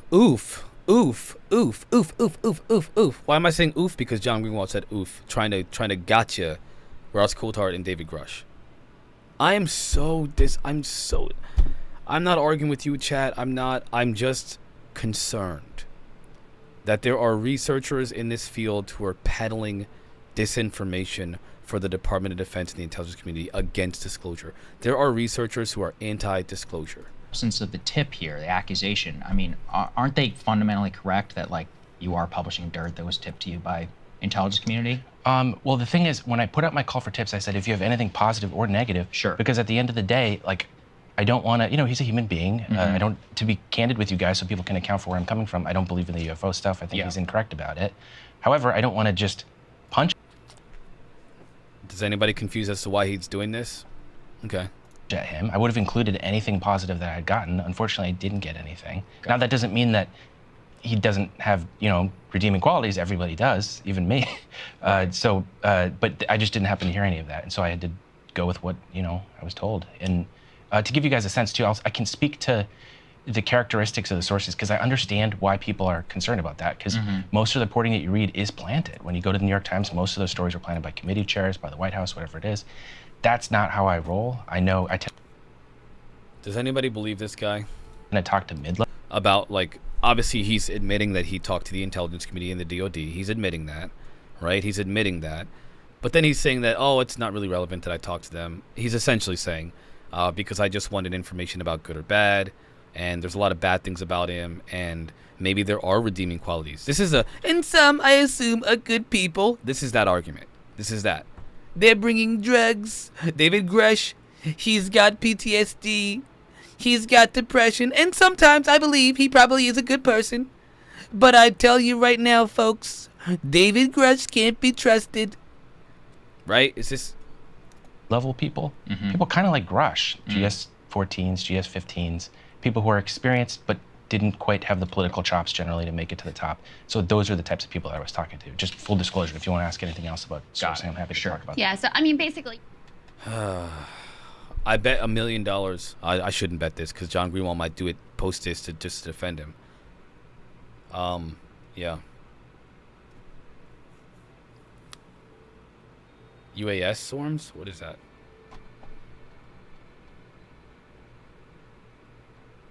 Oh, there's more? We'll watch this afterwards, okay? We're going to check this out afterwards. We'll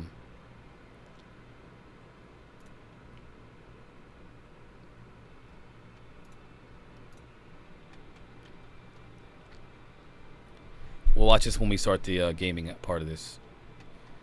I hope I did. Okay. You did great, man.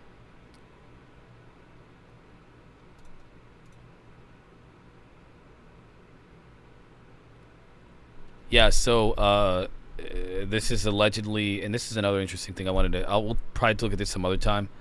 I haven't done enough research to really say anything. It's a very, in my opinion, it's simple if you just understand the summation of the situation, but the details are very complicated, at least as I've seen them. But essentially, there was an airline, a Malaysian airline, MH370 disappearance. This airplane disappeared after being, allegedly, according to the footage, surrounded by UAPs, and then it just blipped out of existence. It just disappeared. A ball of light, and it's gone. Nobody knows where it is. The authorities were claiming that the wreckage was found and that nothing. The FBI claimed that the wreckage was found and that there was no foul play involved and case closed. I don't know what to think of that because again, you got people lying. You got people. Two different stories. You have the footage that says aliens took them, right? And then you have the FBI saying nothing happened. So. UAS swarms? Okay. This is Nicole Hart, my boy, who I probably will never talk to because of how I talk about things. I think we're at a very interesting point in history here because I do know that within months there are going to be very senior serving or former officials coming forward to talk about what they know, as well as legacy program witnesses coming forward to give first-hand evidence to the Congress, in addition to the evidence that's already been provided. At some stage, there has to be a tipping point. And I guess, frankly, the White House has to decide whether it wants to be on the right side of history. And to me, the fact that Senator Chuck Schumer passed that legislation, pushed personally with his endorsement, that extraordinary National Defense Authorization Act amendment, which talks about non-human intelligences over 20 times. The fact that such legislation has gone into the book is enormously significant. I think we're about to see a shift. I'm not saying that the White House is going to stand at a lectern and suddenly start talking truth, but I think that at the moment, what people don't seem to realize is that even very, very senior officials in the Pentagon and the intelligence community aren't briefed into this stuff. I mean, the chairman of the Joint Chiefs of Staff, General Mark Milley, the other day admitted that he didn't know anything about a crash retrieval or reverse engineering program. My sources are telling me that the chairman of the JCS doesn't know. He hasn't been briefed. Get that. So if you're the chairman of the Joint Chief of Staff and you're woken up at 11 o'clock at night and somebody's telling you that there are strange objects in the air over the Arctic between the US and Russia, and these objects are moving at hypersonic speeds towards the United States, don't you think it's important for the chairman of the Joint Chiefs of Staff, who's responsible for advising the president on how to respond to any potential ICBM? When I listen to this, I feel like it's clear. I feel like, oh, obviously, look what we have here. We have a clear,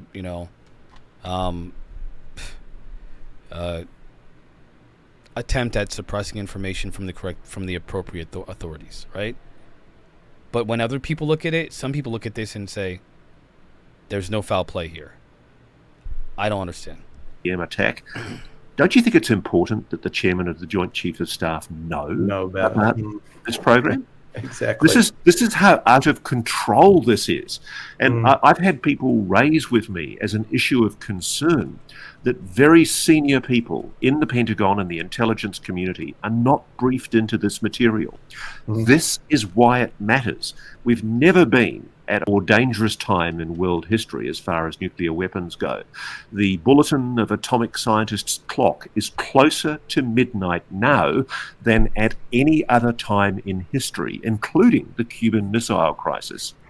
So the fact that it's being kept improperly from Congress and it's being kept improperly from certain presidents and improperly from certain key defense officials is absolutely outrageous.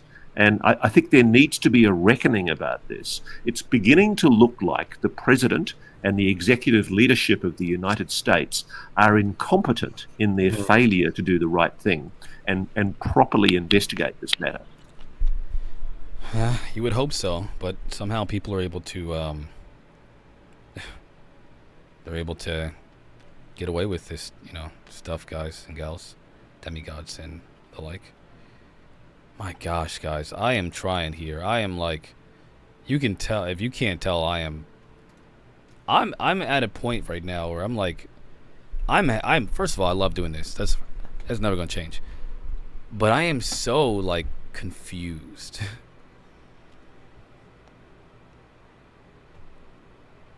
I'm so confused.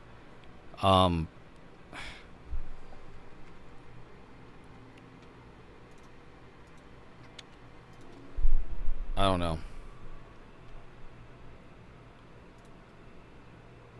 Yeah, sure did.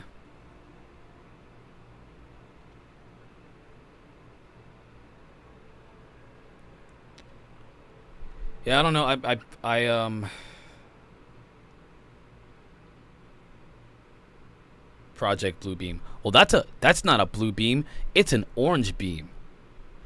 I'm confused about the translation, Platonic Zombie. I'm confused about the, about this. Hold on one second. This right here, okay? Look at this here, please. Stephen Greentree posts. No, not Tarantino. No way, dude. If this all comes out as a movie, the last person I want to put this in a movie is Quentin Tarantino. You're tripping. Anyway. You're tripping, man. It'd be a you-know-what film. What did Senator Rubio know back in June? Okay, listen to this. This is what confuses me, Platonic Zombie. Either what David Grush is saying is partially true or entirely true, or, and this is what he highlights. He highlights this.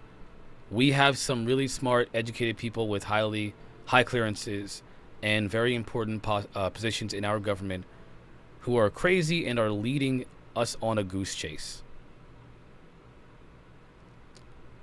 One of these two things is true. Either what they're telling us is true, or we've got some people in important positions that are doing this stuff for some reason. So either one is a problem. I mean, that's what confuses me. There are two paragraphs here. He highlights half of one sentence, and that's what he thinks is important. That's what confuses me. Why would anyone accept that characterization as what is important? Why? Why? Do you understand? Like, that's where my confusion comes into play. One second, I'm going to share that in Discord.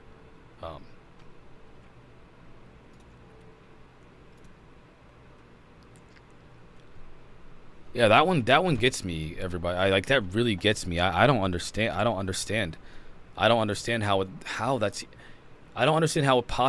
anybody could possibly derive that. I don't get it. It doesn't make any sense to me.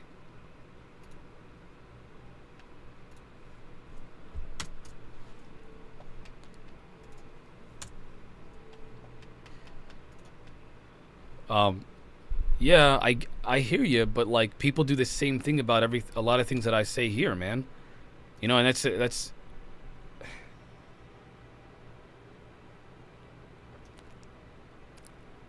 people do the same thing with me, like where I'll bring up a fact, I'll bring up data, I'll present the data in full, and then someone will take one piece of it and say, but you forgot about this one piece. And it's like, yeah, well, if you isolate that one piece, you could extrapolate by extension anything you want to. But like, you got to look at all of it, to get a clear picture of what's going on. Congressional hearing where lawmakers heard from key witnesses are leading to calls for more answers. Next guest wrote a piece for The Hill titled UFOs Are the Story of the Century, Wake Up America. In it, he gives some recommendations for what lawmakers should do next. Joining us now, retired Rear Admiral Tim Claudette. Real quick, I'm sorry. It's not that I'm confused about what they are doing in terms of the people that are highlighting these things inaccurately and clearly with like full clarity and understanding of what they're doing. It's how do people believe it? How can any human being, any person with a thinking brain, look at that and be like, oh, wow, great point. How does that happen? How does a researcher, somebody who like does research and reads and like analyzes these things, how do they do that? Platonic Zombie, that's what gets me right there. It's like, I personally know other researchers in the field who are like, yeah, John Greenwald is doing a great job. What? Where's Nicole Sackett chat? Nicole, drop in the chat. I need you. Former administrator of the National Oceanic and Atmospheric Association. I'll be right back, everyone. Give me 1 second. Association, CEO of Ocean STL Consulting. All right, good to see you, sir. Thank you. I just have a question. If UFOs are real, right, and there's aliens and we have them, wouldn't that sort of be the story of the world from the beginning of time rather than just the century? Well, it's great to be here, Leland. Thanks. And absolutely, yes, it's a story of our civilization, really. And as I outlined in that op-ed, this really, from a scientific and a security standpoint, is unlike anything we've ever known. And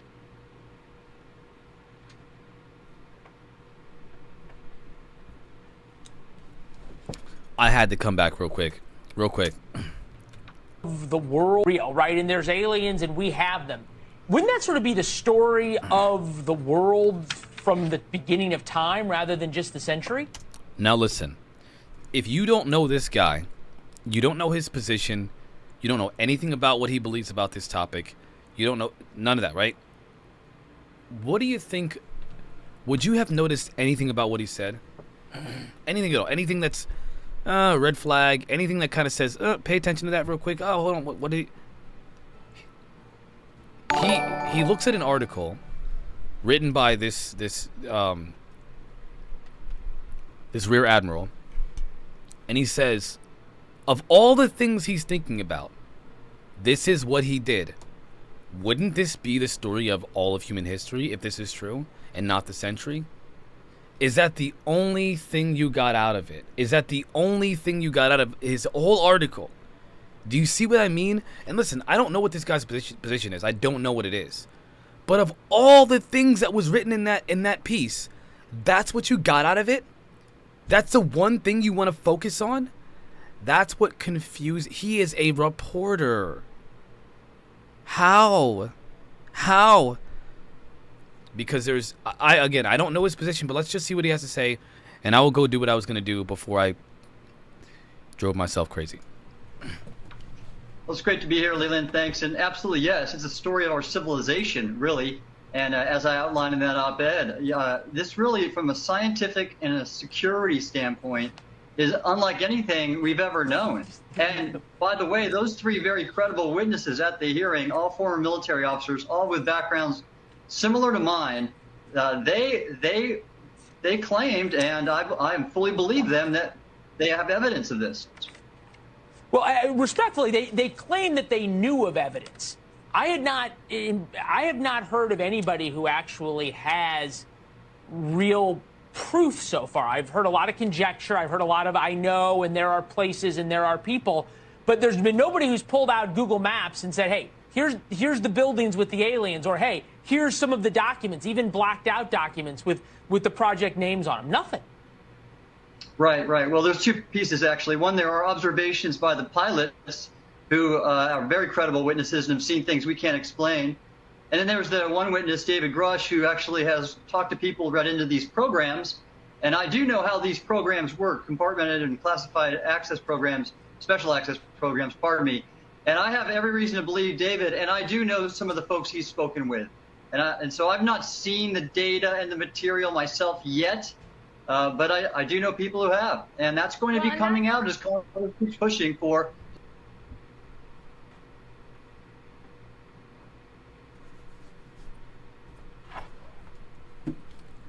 See what I'm saying? You see what I'm saying? News with entertainment. Okay. I mean, maybe. Menace XP. Did you watch the whole congressional hearing? I watched all 3 hours of it. I noticed that Knapp and Jeremy Corbell were sitting behind Grush, which was kind of odd that they would be directly behind him in a congressional hearing. What's up, Menace XP? It's good to see you in the chat. Thank you for joining. We'll talk. I'll tell you what. Give me a minute and I'll address that. Okay, let me finish this video and then I'll address that because that's a good question and I thought the same thing. I thought that's kind of strange. Platonic Zombie, I hear you, man. I guess he's doing it for entertainment, but the problem with that is, the problem with this Platonic Zombie is this: if your job is to report, isn't it also to uncover the truth? If you're trying to uncover the truth, wouldn't you need to speak in a way that your language is clearly understood by the person you're talking to? That doesn't have any kind of personal, I don't know, biases in it, so to speak. You're a journalist, right? So, for example, I gotta be careful.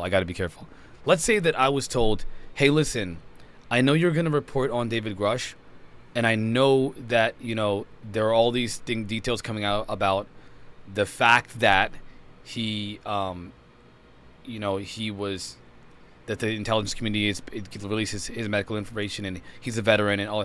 But I want you to take the position that it was a good thing.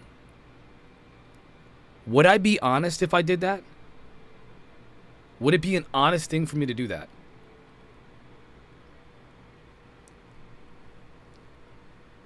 You know, I think that it would be a very dishonest thing, obviously.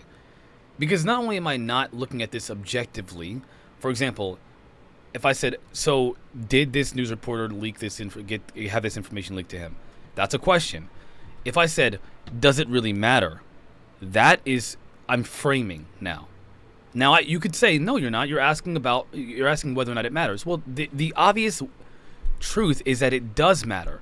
But when you try to make it seem like it doesn't, that's where the problem lies. Hopla, even if this was all total BS, still interesting. Why lie about it? Why public hearing? Whole thing sus AF. I'll tell you what. Why? Not only that, why lie about it under oath? You're going to prison if you lie under oath. They had to fight to get this testimony under oath.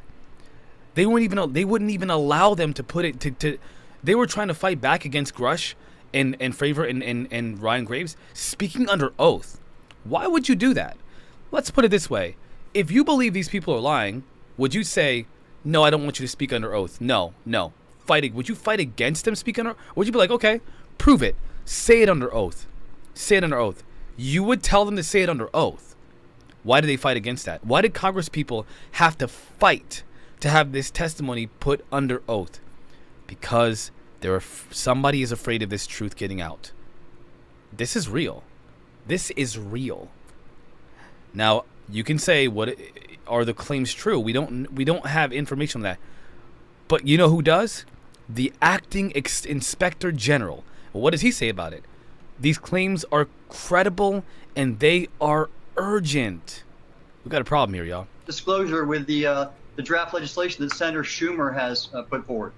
That's what you're pushing for, right, Rear Admiral? This is Johanna Masca. Thank you so much for joining us. You know, one thing I always think is a lot of people were dismissing, you know, space exploration until we explored in space. You've been at this for a long time, and you've been saying this could be the new dawn of quantum computing and all of these different things could rewrite the galaxy. What are the potentials that people really need to see when the White House is considering how involved they are going to be in all of this research that you're saying needs to be coming forth? Oh, yes, Johanna, that's what I did say. I thought the scientific community needs to get behind this and remove all the stigma associated with UFOs there's real science that needs to be done that can lead to breakthroughs in our understanding of physics and our understanding of our place in the universe. We know now from this hearing and what is going to be disclosed that we are not alone. And that is just transformational in our history. And I wrote this article because I cannot believe more people aren't talking about it. I can't either. And Lex, why now? Why urgent?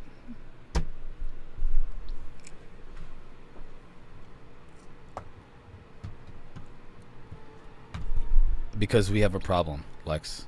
We have a problem. And as much as everybody wants to believe there are space brothers, not all of them are, okay? That's why it's credible and urgent. Something is going to happen very soon. And when it does, everything that I've said up to this point won't matter.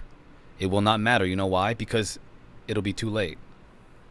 And if you think that I'm pushing a threat narrative, fine. But when that day comes, remember that I had been trying to tell you that something is not right here. Remember that. And not just me, Richard Dolan, David Grush, Ryan Graves, Commander Fravor, the people that are first-hand witnesses, the ICIG. Remember that we all said this. Remember that. In that moment, when you're looking up thinking, oh no, I thought the Space Brothers loved us. Remember that we tried to tell you something isn't right here. But over time, Congress is acting. And so this is more and more, this is going to get out there.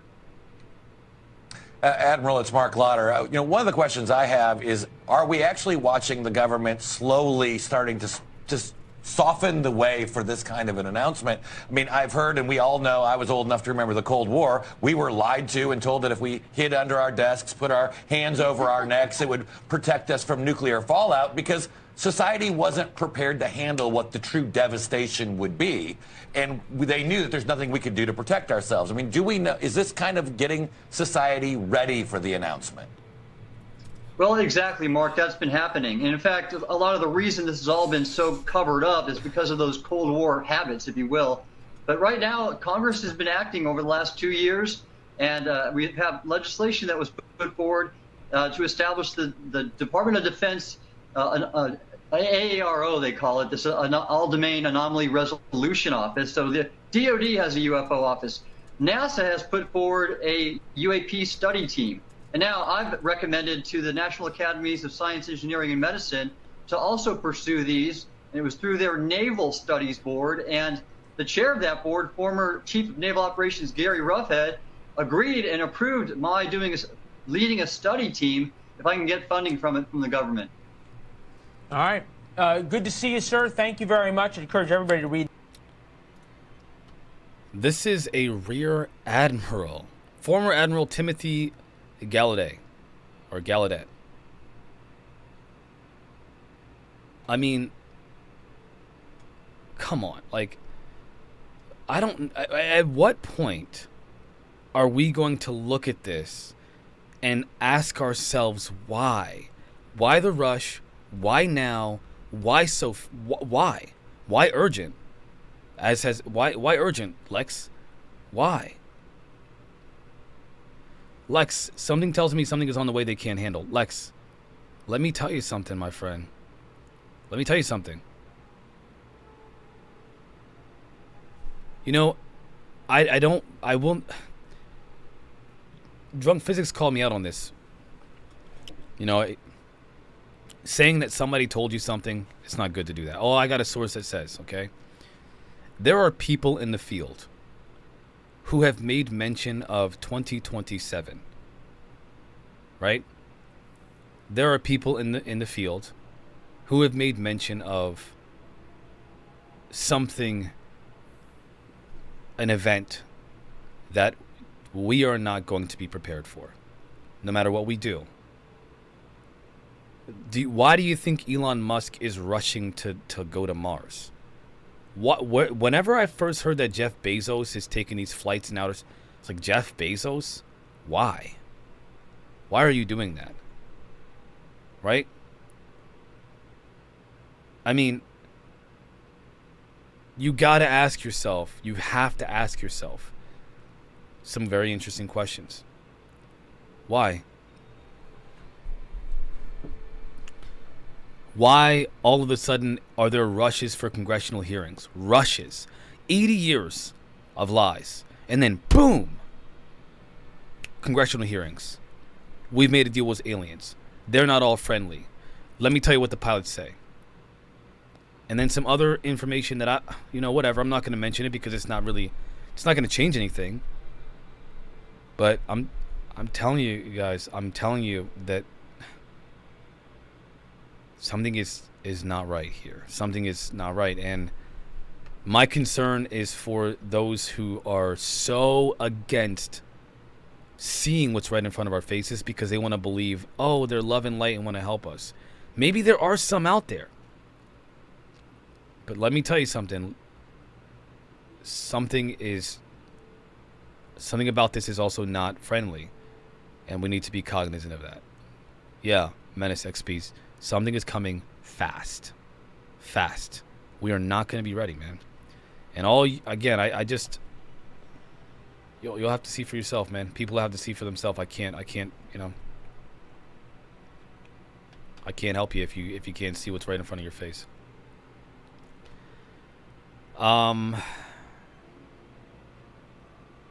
No, these are not the same people at 20.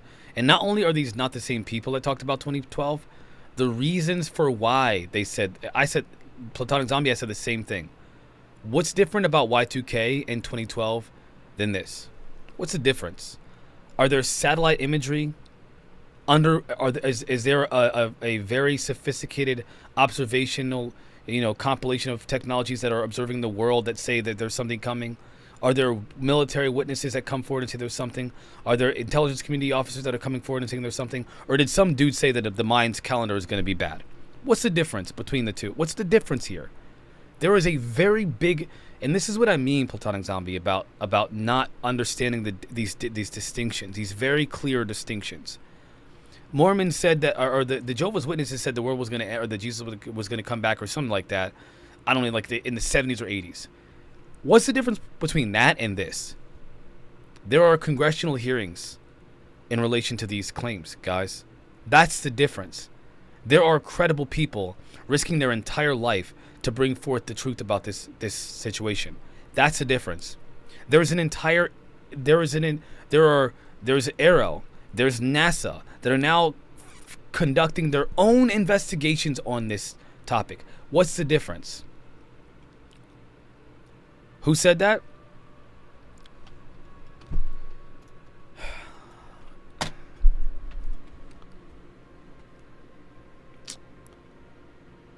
I'm trying here, Platonic Zombie, okay?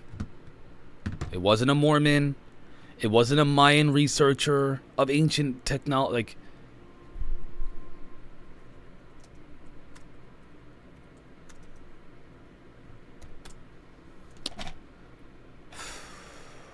You saw the orbs. Was it ambiguous to you? You said it was structured. I guess, can you talk about this?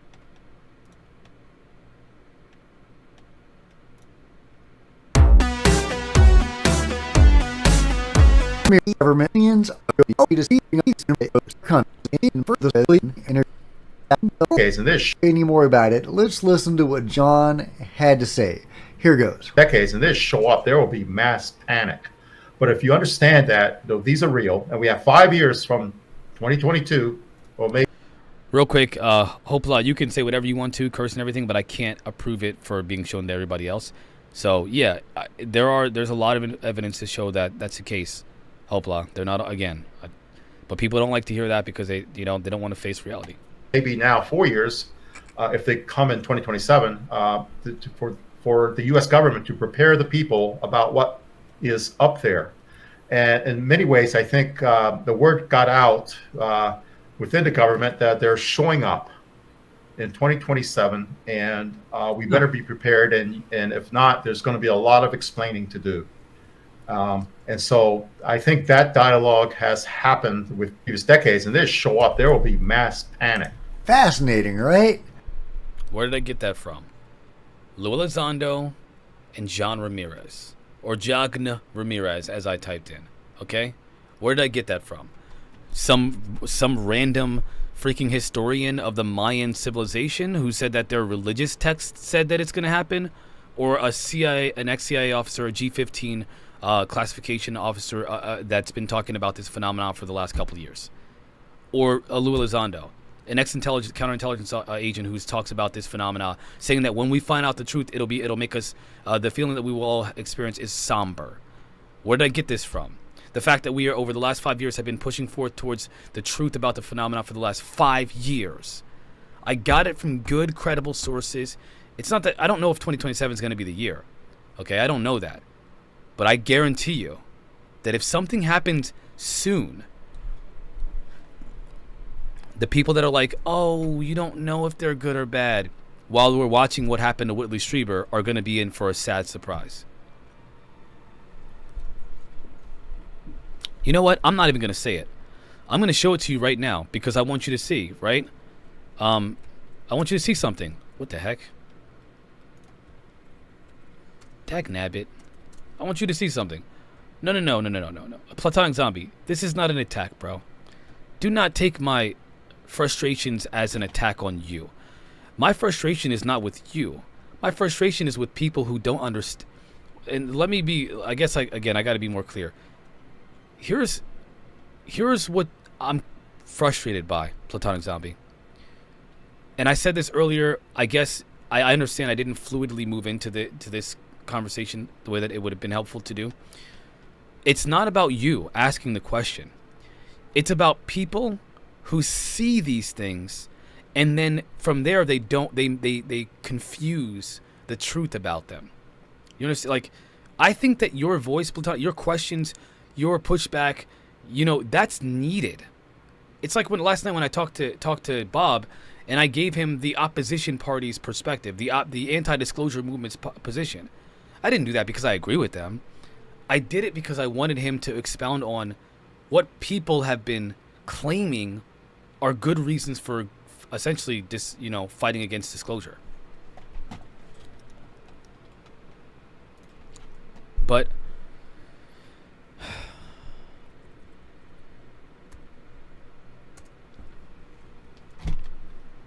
allow me to show you something. Just a few minutes, please, okay? Just give me a few minutes.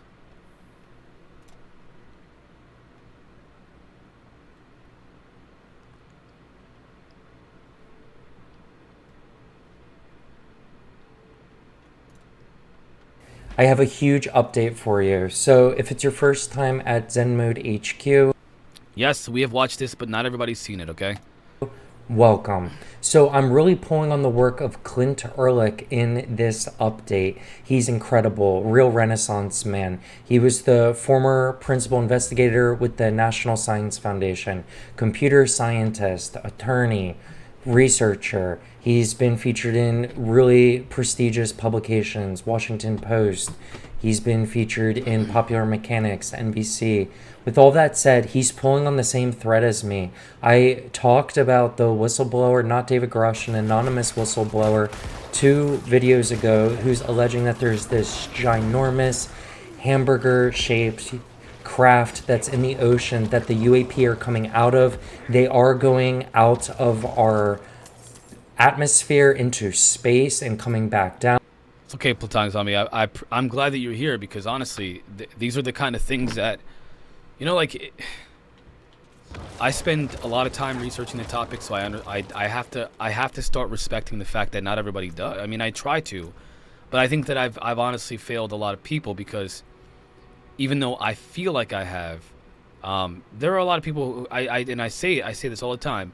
There really are a lot of people who they're not aware. They're really not aware of a lot of these things. They're just not, and I have to respect that. Now, I want to show you something that that I think personally is what the freak. That is really important. So please listen to this one part, okay? Listen to this one part here. This is really important, platonic zombie. The craft are being built, however, from this object that's in the ocean. They have different utilities. Some are for mineral harvesting, some have labs, some are for abductions of humans. The whistleblower has even alleged that one of the crashed objects had someone that was being abducted in the craft. They also alleged. I'm gonna tell you something right now. I already knew about. Listen, I knew about this information. I know. Let me just say, this is not just like. I don't know how he found this out. I don't know how he found this out. Okay. I can't believe he found somebody told him this. But this is important. This is a concern. Get the Space Brothers out of your head right now. And if you think they're Space Brothers, fine. Tell them to help us out here. Tell the Space Brothers to give us a hand here. Because this is also happening. That Americans have deployed a nuclear submarine and airplanes to engage it, and it essentially vaporized the pilots. While they were on comms, they were just gone, obliterated, done. And we were going at it with hostile intentions because we were engaging it due to these craft having taken down our nuclear arsenal. He also joked that when we're engaging with these objects, everybody's phone's going crazy except the president. And that's what's absolutely... What he means by that is that the president is not included in the conversations with regard to these UAP encounters. They're not included. They don't tell the president about this. I'm sorry, why is the president of the United States not being told about encounters with... Yeah, come on. This is what the problem is. Platonic Zombie, I do research based on what I can read in our laws and what I might be able to extrapolate from that. I don't trust myself to delve into random internet stuff. Well, you're here. This is pretty random. Absolutely disheartening. This is the executive branch gone amok because the leader of the executive branch and his own staff have no idea what's going on. The congressional oversight is just not there. And we have contractors working with subcontractors on special access programs with literally no oversight and no American values behind it. And I want to now bring our attention to what Clint is having researched bringing to our attention. So he says in his thread here that David Grush may have seen proof of extraterrestrial mothership commanding a Tic Tac UAP. You've said that the U.S. has intact spacecraft. You said that the government has alien bodies or alien species. Have you seen the spacecraft? I have to be careful to describe what I've seen firsthand and not in this environment, but I could answer that question behind closed doors. Yeah. And it sounds crazy, but it's not. If you recall in his testimony, he isn't saying he doesn't have firsthand testimony of the actual craft. He's saying he doesn't have testimony of seeing the occupants. And have you seen any of the bodies? That's something I've not witnessed myself. Aha, great point. Okay, so that's why I brought up UAS swarms and how that might be used to cover for UFO swarms.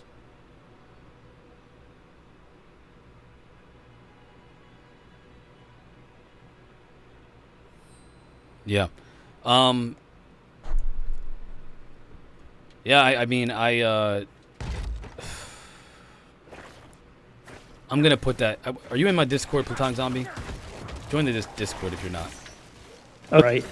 That way you can kind of throw this information in the private Discord. So, at one point you had said that there has been harmful activity or aggressive activity. Has any of the activity been aggressive, been hostile in your reports? I know of multiple colleagues of mine that got physically injured. And the activity... By UAPs or by people within the federal government? Both.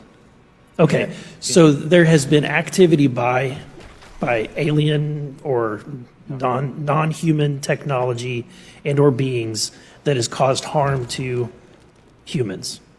I can't get into the specifics in an open environment, but at least the activity that I personally witnessed, and I have to be very careful here because they tell you never to acknowledge tradecraft, right? So what I personally witnessed myself and my wife was very disturbing.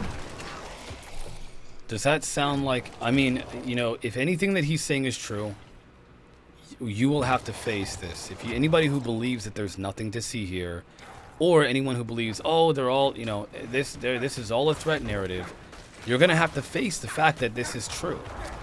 That there is an element of this phenomena that does need to be talked about and is a concern. Why do I focus on this? Because I believe in protecting people. I believe in trying to look at these kinds of things and say, hey, listen, there are people that are being hurt as a consequence of this type of thing, and there are people who believe it's okay. And for me, this is the dog this is the dog I have in the fight. This is the hill that I'm going to, stand on. And this is obviously what do they say? This is the dragon that I want to slay. I can't slay every dragon out there. Neither can you, right?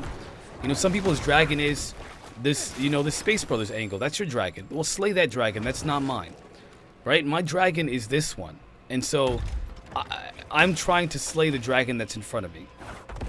And for me, the biggest, greatest dragon in the land is the one that we're faced with this phenomenon. We don't have to fight Space Brothers, right? We don't have to fight against those people. We don't have to protect ourselves against Space Brothers, right? We don't have to do that. So I focus on this for that reason. With that said, in 2021, it appears Mr. Grush was the acting chief of operations for the National Reconnaissance Office, NRO. He led a team of 30, and he was responsible for the president's daily brief.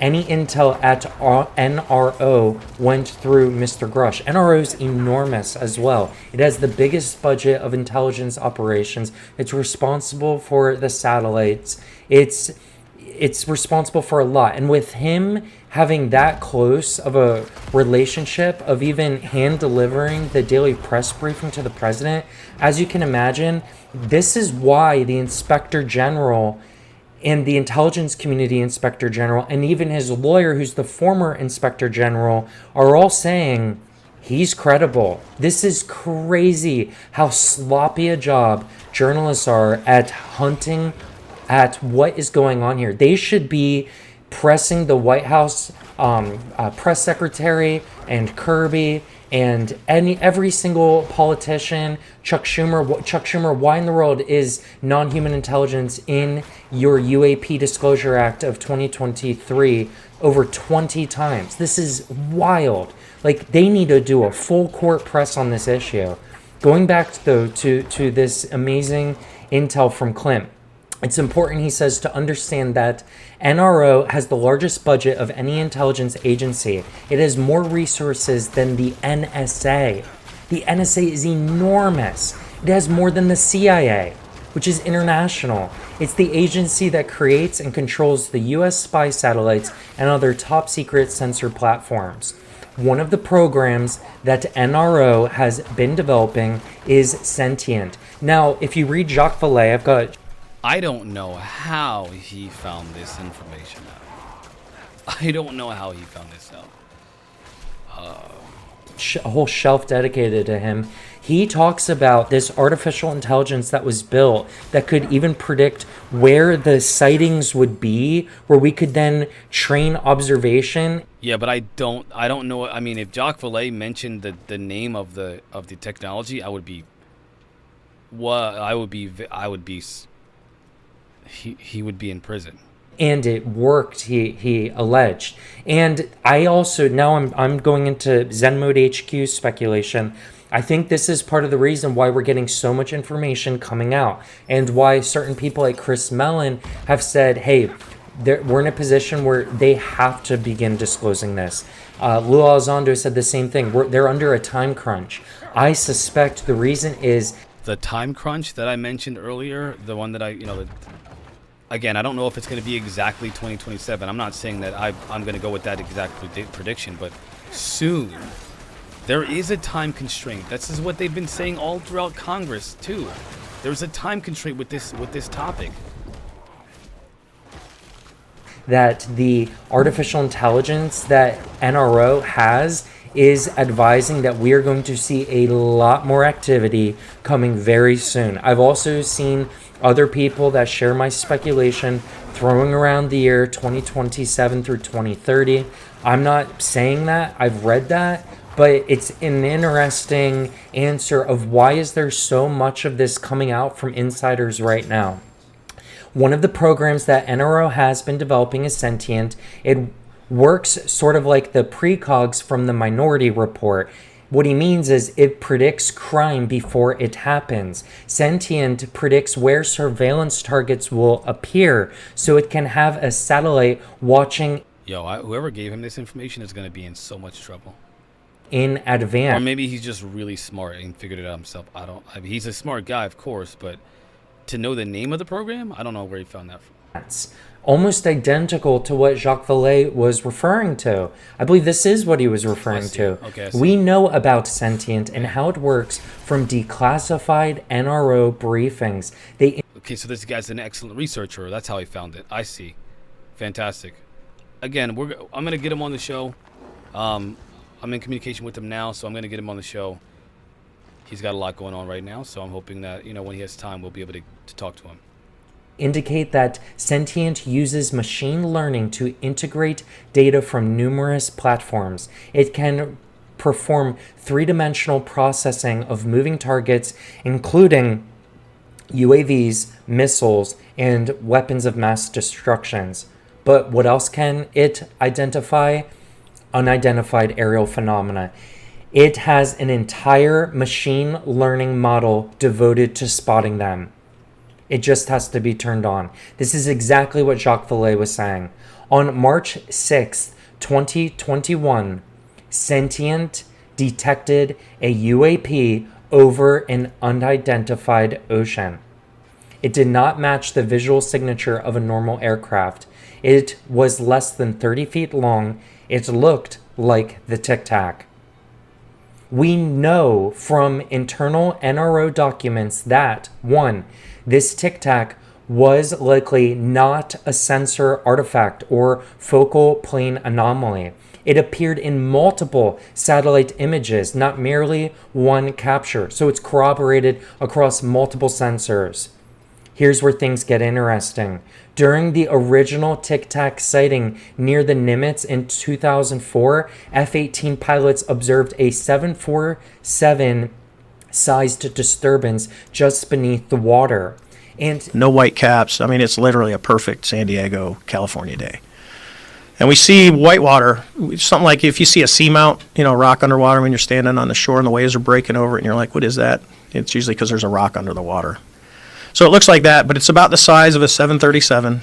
It actually kind of has a shape of like a cross, and it's pointing to the east. So you've got the long part going east-west, and you got a couple of things going north and south. And this is exactly what I said 2 videos ago.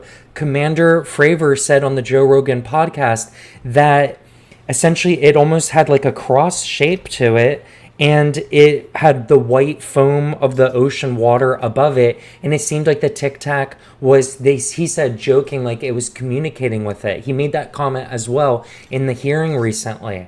What the other whistleblower was alleging was that this thing is what's literally building the UAP craft and actually sending them out for reconnaissance missions, for material, for probing, for abductions of humans.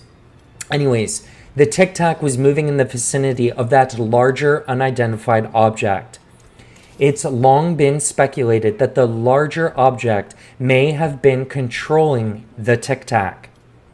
And again, the other whistleblower said that there are times when we have them and there are occupants from the crash recovery program, and there are times when they're unmanned. And usually they're unmanned, they allege. Now, you might say, well, why the heck are they crashing all the time as well? And he alleges that it has something to do with how the propulsion works with element 115, which creates a gravitational wave. It's amplified, and that when it's reacting near the surface of the planet, essentially, the gravity, their mechanism fails, essentially, and it malfunctions and it crashes. The frequency of those crashes is going down, though, a lot. And it also sounds like they're unmanned as well, just in the event of that occurring. It's long been speculated that the larger object may have been controlling the Tic Tac. In this interpretation, the larger object was a sort of command and control vessel. Is there anything from Sentient to corroborate that theory? Yes. NRO documented that the Tic Tac was accompanied by another object 25 kilometers to the west. The description of the object is redacted. Yes, platonic zombie. However, the NRO concluded it was a high-interest vessel whose simultaneous presence was notable. There are two ways to interpret this reference to a vessel. It's either A, a human ship operated by a foreign navy, or B, a NHI, non-human intelligence, UAP, operating in the area of the Tic Tac. And Clint here says, I believe the evidence favors the second interpretation. And frankly, I do too, since there's such overwhelming information now from all these different sources saying the exact same thing. First, in order to analyze the vessel, the NRO resorts to recent reporting. For example, recent satellite imagery and analysis. This means they don't understand exactly what it is. They're inferring its characteristics from sensors alone, with details redacted. Second, the capabilities described do not quite sound like a human vessel. It is a vessel that traditionally has had space functions. More recently, it's been associated with command and control, C2 activities. If this is a human vessel, why don't they know what it is? And what ships is it exercising command and control over? The NRO reports don't mention any other ships in the area. The only obvious candidate for what is being commanded and controlled is the Tic Tac UAP itself. Now, one other comment I just want to make is that keep in mind the Navy, when we had that recent submarine blow up near the Titanic, which was tragic for those poor people and their families, the Navy knew what happened instantly from what was corroborated. And there is obviously a cover-up going on here with the satellite footage, with the Navy having sensors that can detect just that volume of sound in the massive, massive ocean.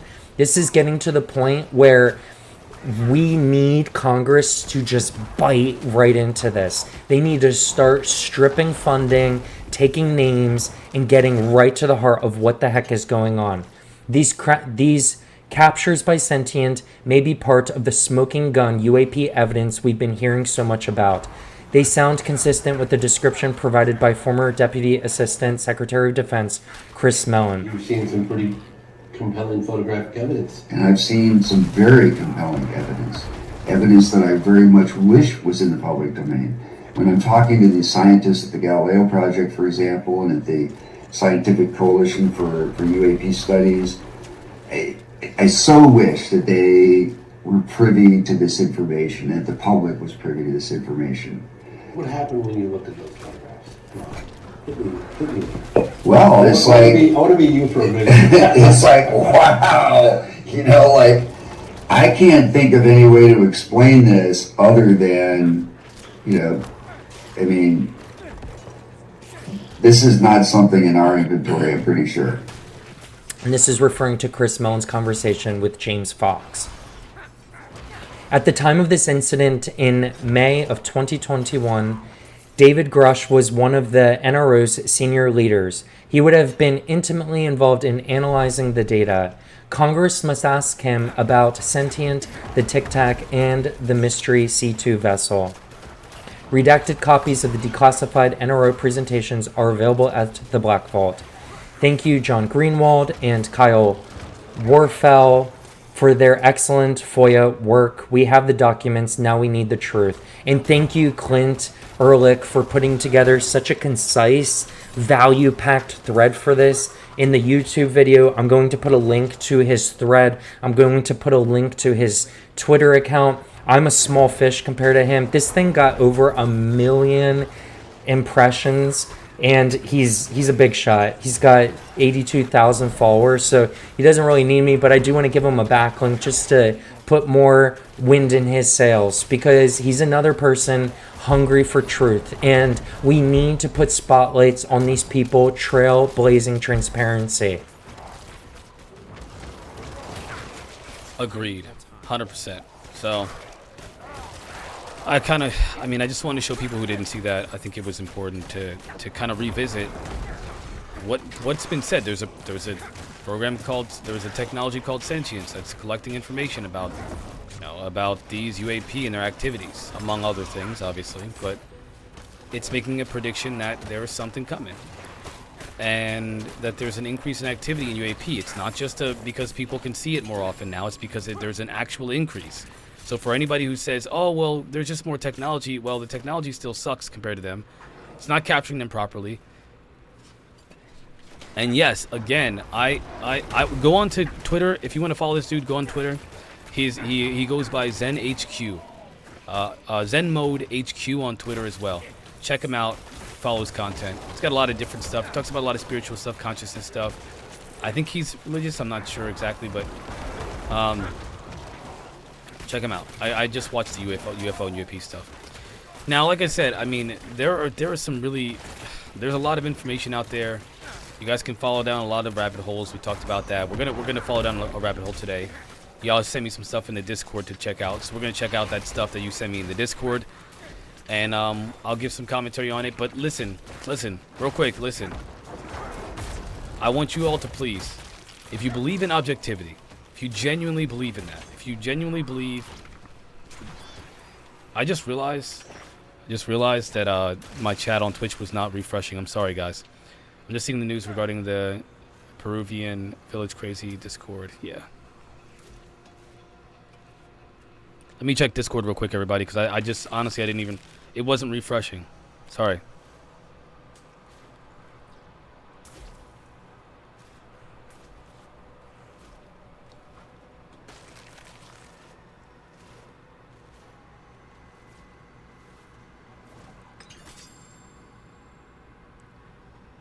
So, Menace XP, great point. So the difference between this most recent congressional hearing and the past ones, talking about Robertson panel, 1953, the Project Blue Book, the Condon Committee, etc., is that we have people coming out and saying, yes, we have contact, not has there been contact. That's a good, there's a lot of other, so great point, first of all, great point. Another thing is they're also doing this under oath. They're testifying under oath, which means they're willing to put their freedom on the line to prove that this is actually happening. If that isn't enough to tell people that something's going on, you're not paying attention. You're just not paying attention. You know, and I don't know. I am concerned that people are. My concern again is people are being misled. That's my concern.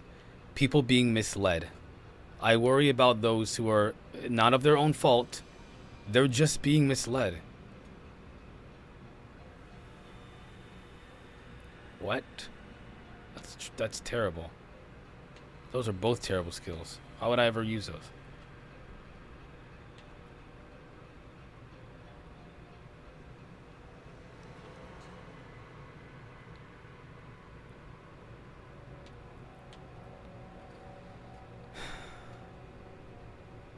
Huh. That's a useful little trick. So, yeah. And I appreciate the engagement, everybody. You guys are fantastic, and I appreciate the engagement. So let's go to Discord, check out some of the content that you guys have suggested, and let's play some Diablo 4. Check it out, y'all. Let's go do this. Let's do this.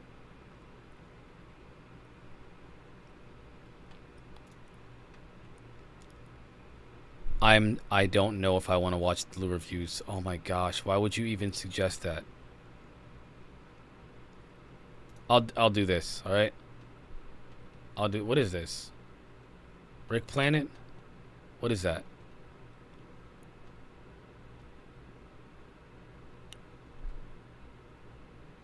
I don't know who this is. I'm a bit concerned about using their content without knowing anything about them. I will watch this. I'm a little concerned about that.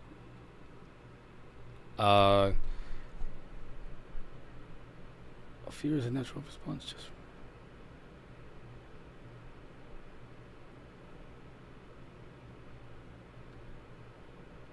What? What are you, a spiritual leader, platonic zombie? What the freak is going on here? You giving people meditation advice?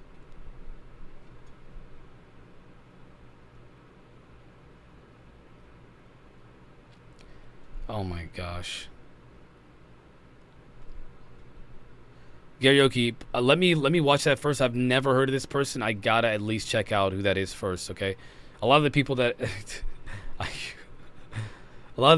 I'm messing with you, platonic zombie, right? I'm just kidding. I'm messing with you, bro. Where's that video that I just... It's a kid. They put their kid on the roof. Where did I put that at? Hold up.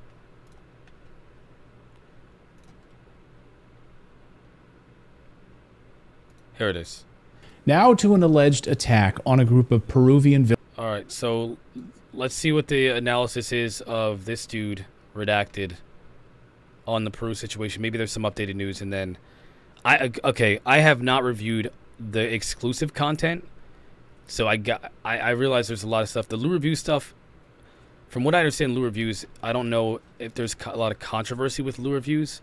On Twitter there is. On Twitter there's a lot of controversy. I have to be careful. So just keep in mind when you're recommending content, I'm going to look over it. I'll do that today. I'll look over all the content today. But when you recommend content, keep in mind that if it gets shown on show, that stuff is it has to be appropriate. Thank you for that too, Garricky. Thank you, Platon. I'm honestly glad you can tell. I feel like we mess with each other sometimes. I figure it's a good thing. So I appreciate that you guys that do handle it well. I feel like we're adults. Like I joke around, BS sometimes, and I grew up that way. So I hope that people understand. Sometimes I'm just messing around and just, bro talk, if you will. I'm Sigma. I'm just kidding. Or am I? Yeah. See, this is what I mean. This is my concern. This, is my concern. I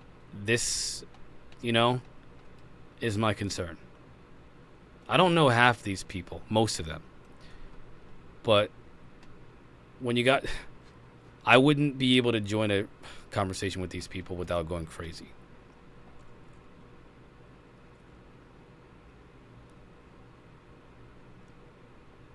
Wish he was here. All right, let's go. Let's check out this video. Now to an alleged attack on a... This is for educational purposes. This video is by Redacted. Go to their YouTube channel. All rights and all credit goes to Redacted. Check it out on YouTube. Redacted. Subscribe.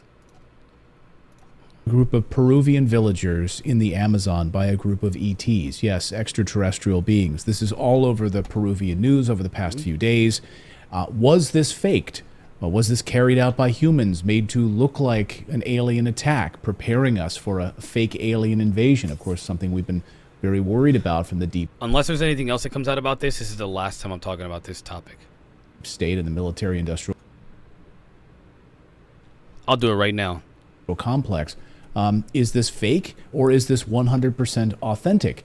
Let's try to get some answers. Timothy Alberino is a filmmaker and a journalist who's lived in the very same jungle as these Peruvian villagers and had some very strange things happen to him in this same region. And he joins us now to have a wide-ranging discussion about it. Timothy, welcome to the show. I love your research and I love what you're doing. Thanks and welcome to Redacted. Well, thanks so much for having me on. Our pleasure. So let's start with these villagers, right? I don't think we particularly know exactly 100% the details here, whether or not this is real, whether or not this is faked. Let's just start with what these villagers say what happened. I want to play a piece of this Spanish news report here, and then we'll come back and we'll translate this and we'll talk about exactly what is happening here. And you can start with this gunfire. Watch.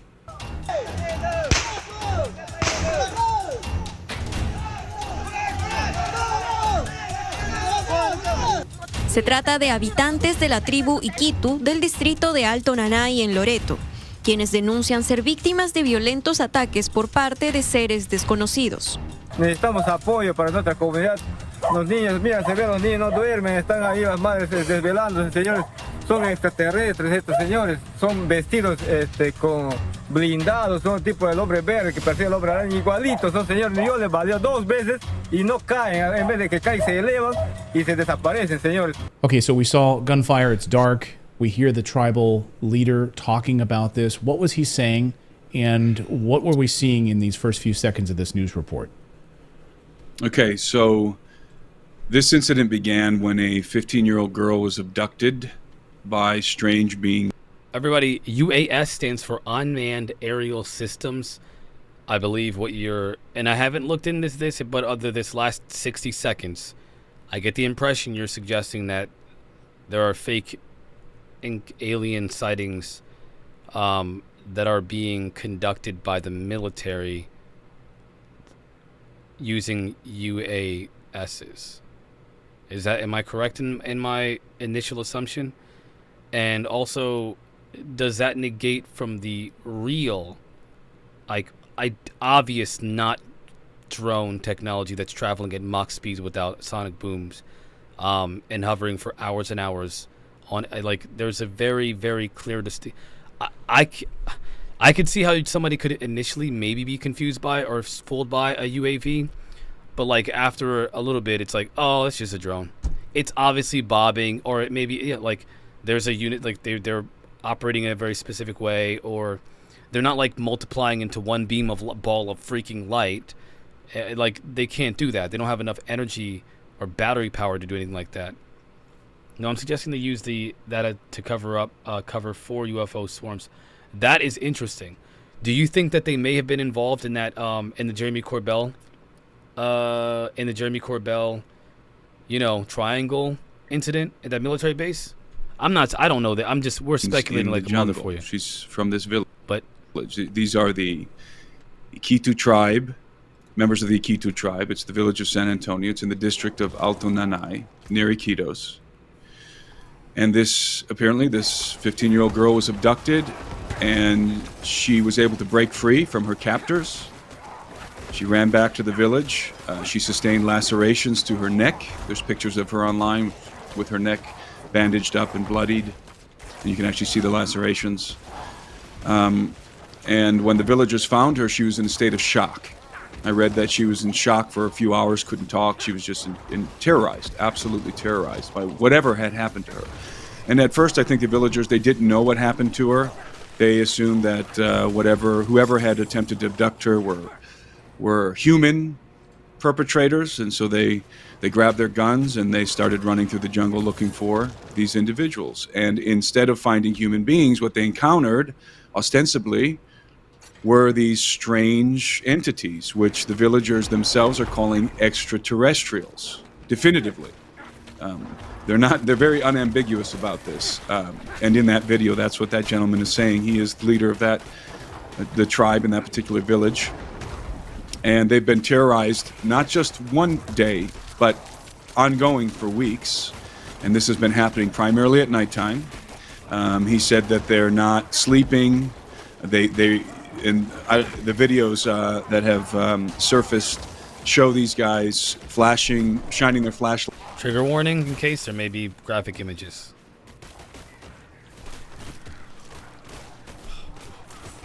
Lights around the trees that surround the village. They're shouting. They're obviously in a genuine state of terror. All the women and children are huddling together in the middle of the village as the men are walking around the perimeter with their guns and flashlights, and they're firing at something in the jungle. They've got shotguns, they've got rifles, and they're shooting at something in the jungle. And according to these gentlemen, these villagers, what they're seeing are 7-foot-tall entities that are arrayed in silver armored bodysuits. The gentleman makes reference to the Green Goblin from Spider-Man, and what he means is that in the same way that character in that movie had that bodysuit with armor on it. Right. That's what he's talking about, in a mask. Sometimes they're saying these entities have a mask. Sometimes they're saying also that they're dressed in cloaks with hoods. But I think they're referencing to the legend of the pelacaras, the face peelers, who approach these villages and try to abduct people, and they're often dressed in cloaks. They're saying that one of the interesting details is that these entities apparently have discs on the bottom of their shoes that project a red light, and that enable them to float off the ground through the jungle about a meter off the ground, and they can also lift off into the air. So when the villagers fire at these entities, they see them, they shoot them. The entities are apparently bulletproof, and they disappear or they float off into the jungle. That's what they're saying.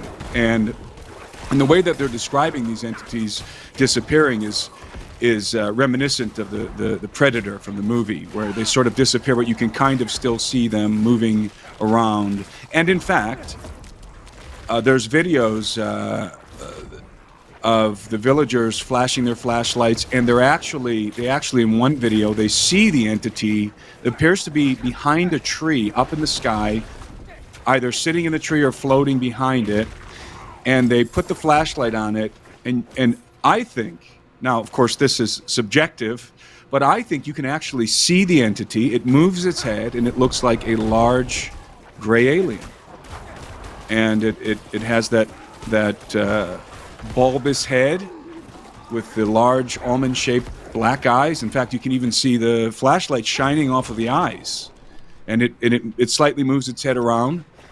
And I believe that is actually what these natives are encountering, and what they're shooting at are these beings that they're seeing with their flashlights at nighttime. So I don't know what exactly is occurring there. I can't confirm or deny any of it, but I will tell you this.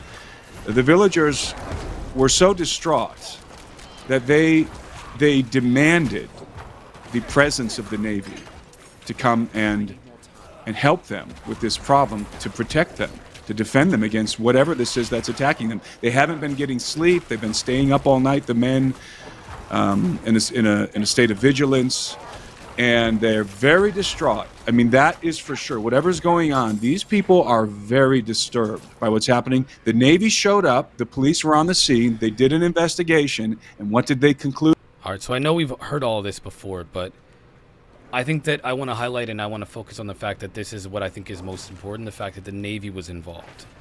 And that the people were frantic. This isn't a one-night thing. This was happening over a period of time, and they were all terrified. The men are conducting night patrols. I mean, these people are experiencing something.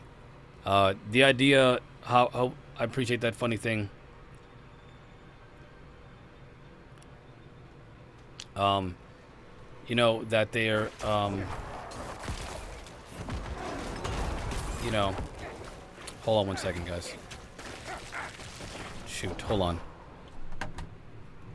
I believe today, the Peruvian press, by the way, has been taking this very seriously. I was going to say, in a lot of the reports I've watched out of Peru, you'd think that they would do it how the United States does it, sort of jokingly. They'll play X-Files music, you know, behind it. They'll say, now to a funny story in Las Vegas where a group of people think they saw aliens in their backyard. They didn't handle it that way at all. The Peruvian press across the board has been treating this as very serious. Gravely serious. That's how they've been treating it. Interestingly enough, today there's an official narrative coming out from the Peruvian government.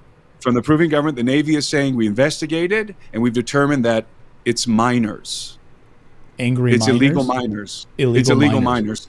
So there is a historical precedent for this.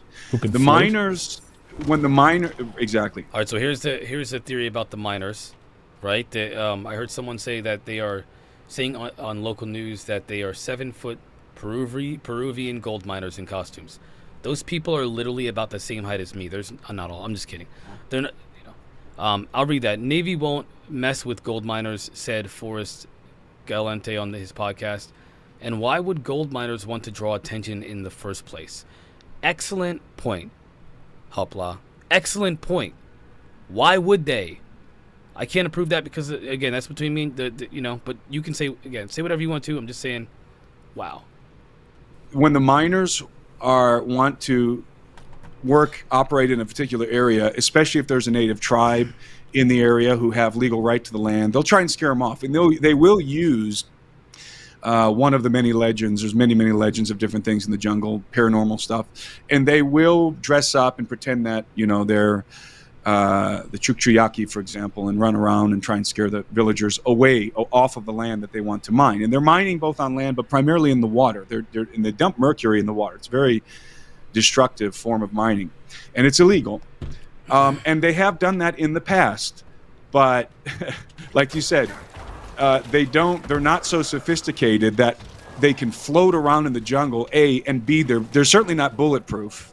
Right. And these miners are not going to continually harass a village that is shooting at them with rifles and shotguns. Right, right. And now with all the media attention, and they've been repeatedly, even despite the media attention, right? So you have cameras there now, and this has been happening in multiple locations. Exactly. So the miners are drawing all this attention. Again, to your point, Hopla, the miners are drawing all this attention to themselves. They really want to bring in the freaking Navy. They're like, let's take on the Navy. Yeah, that's a great idea. My name is anybody who believes this crap. In fact, recently, it seems like about a month and a half to maybe 2 months ago, another report of this sort of Pelicata story, this idea of the face peelers. A man's body is found right in, I don't know if it was in the water or nearby, with his face like entirely removed, almost like surgically removed. But you lived in these villages.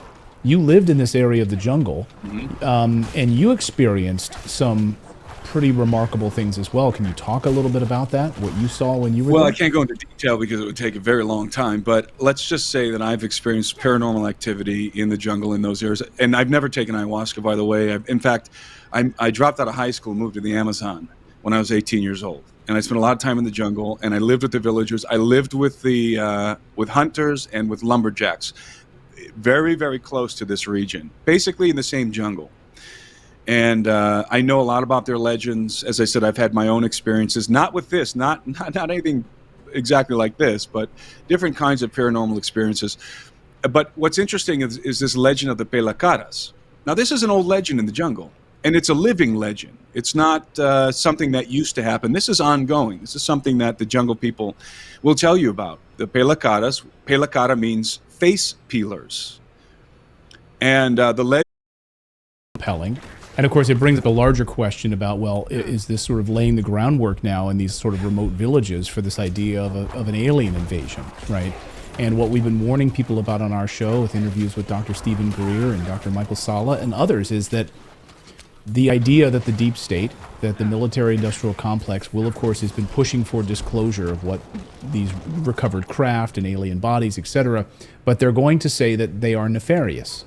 And they're going to sort of push us into sort of a defensive posture, that the reason we need to spend billions more for our military budget is because they are dangerous creatures. And so when I see something like this, I have to... My audio is gone? Is anybody else having issues with my audio? YouTube, how are we doing with audio here? No sound. Is this a Twitch thing?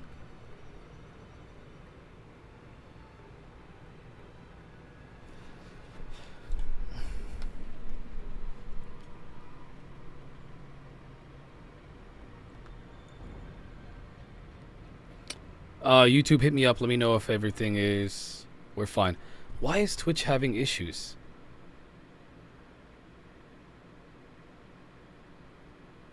Yeah, everybody else is... What's up, Alien Universe? I don't know why YouTube or Twitch keeps having these issues. I have no idea why that is. Maybe they're censoring my content. It's possible, you know? Hold on.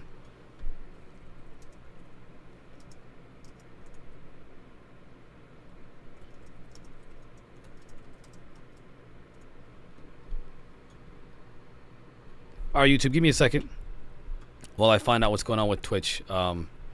Why Twitch is giving me issues. Nope. Hold on one second.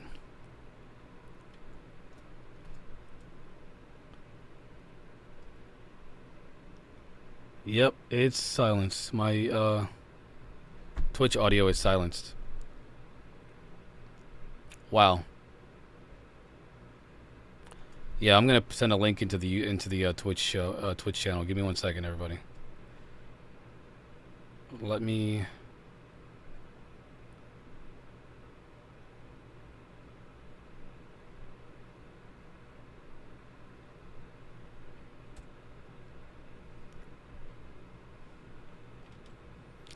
All right, I sent the link to YouTube's or to Twitch. Give Twitch a second to come over, and then we'll keep going.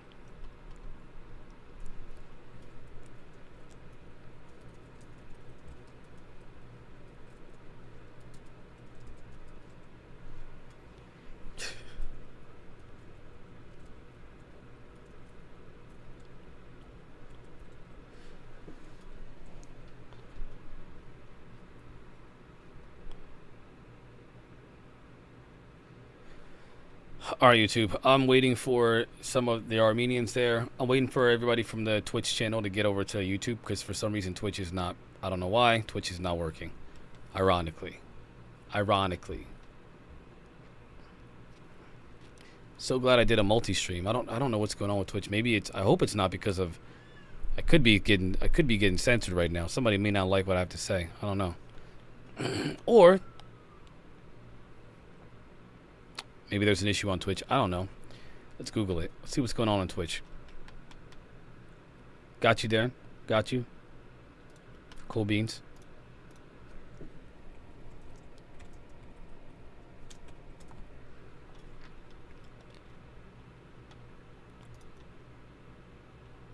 That's fine. No, I'm not. There's nothing wrong with that. No, I know that.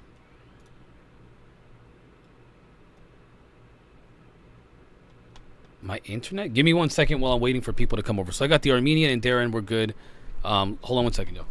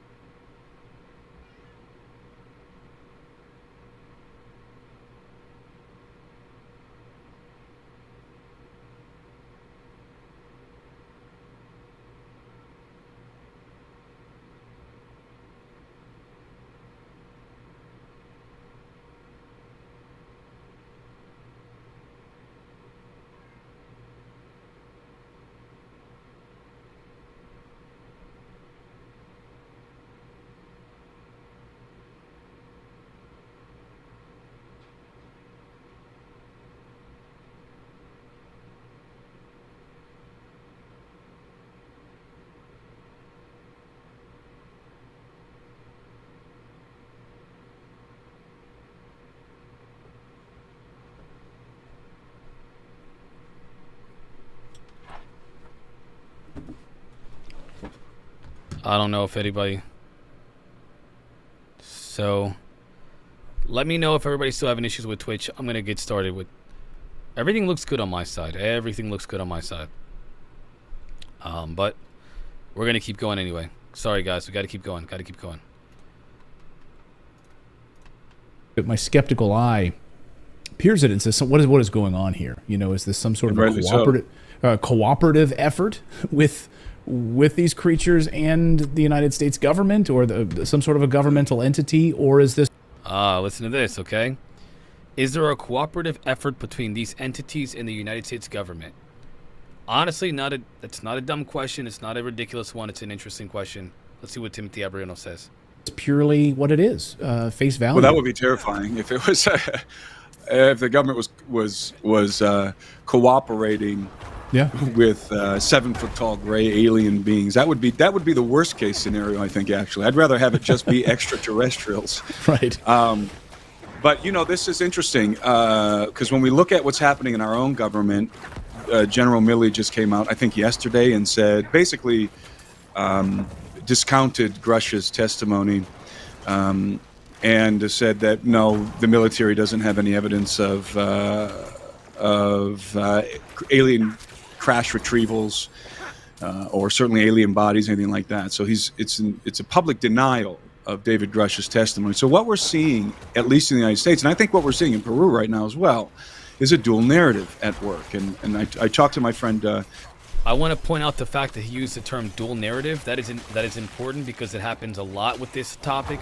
There are dual narratives, some of which are credible, some of which are obviously used to try to confuse the truth about what's happening.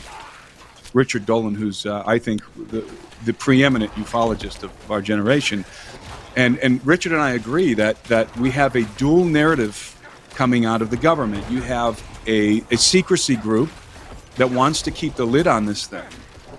And then you have another group apparently inside of the DOD and the intelligence community that wants to inform the public, wants some level of disclosure. So there isn't one dominating narrative here. There seems to be a conflict raging behind the scenes in regard to disclosure, and that's playing out in the response, the official response from the Pentagon regarding Grush's and the other individuals' testimonies, and Milley. So you have the military's position. You have other people coming out in the intelligence community who are both affirming Grush's testimony and denying it. So you have a dual narrative here. You have a conflict raging behind the scenes, and I think that explains a lot of what's going on. There's not one narrative that's being pushed. There are two. There's a push for disclosure, and there's a push for non-disclosure happening right now. Or I would disclose it, like Milley. Yes, there are UAPs. We will disclose that part of it, but we believe it's a threat. We're not going to go so far as to, the Grush side of things. And I think maybe that's what's... The Grush is, and I don't know, again, I don't want to, I don't know what he believes, but that is, I don't know why the characterization was used. Grush says that this is a threat too. So, I mean...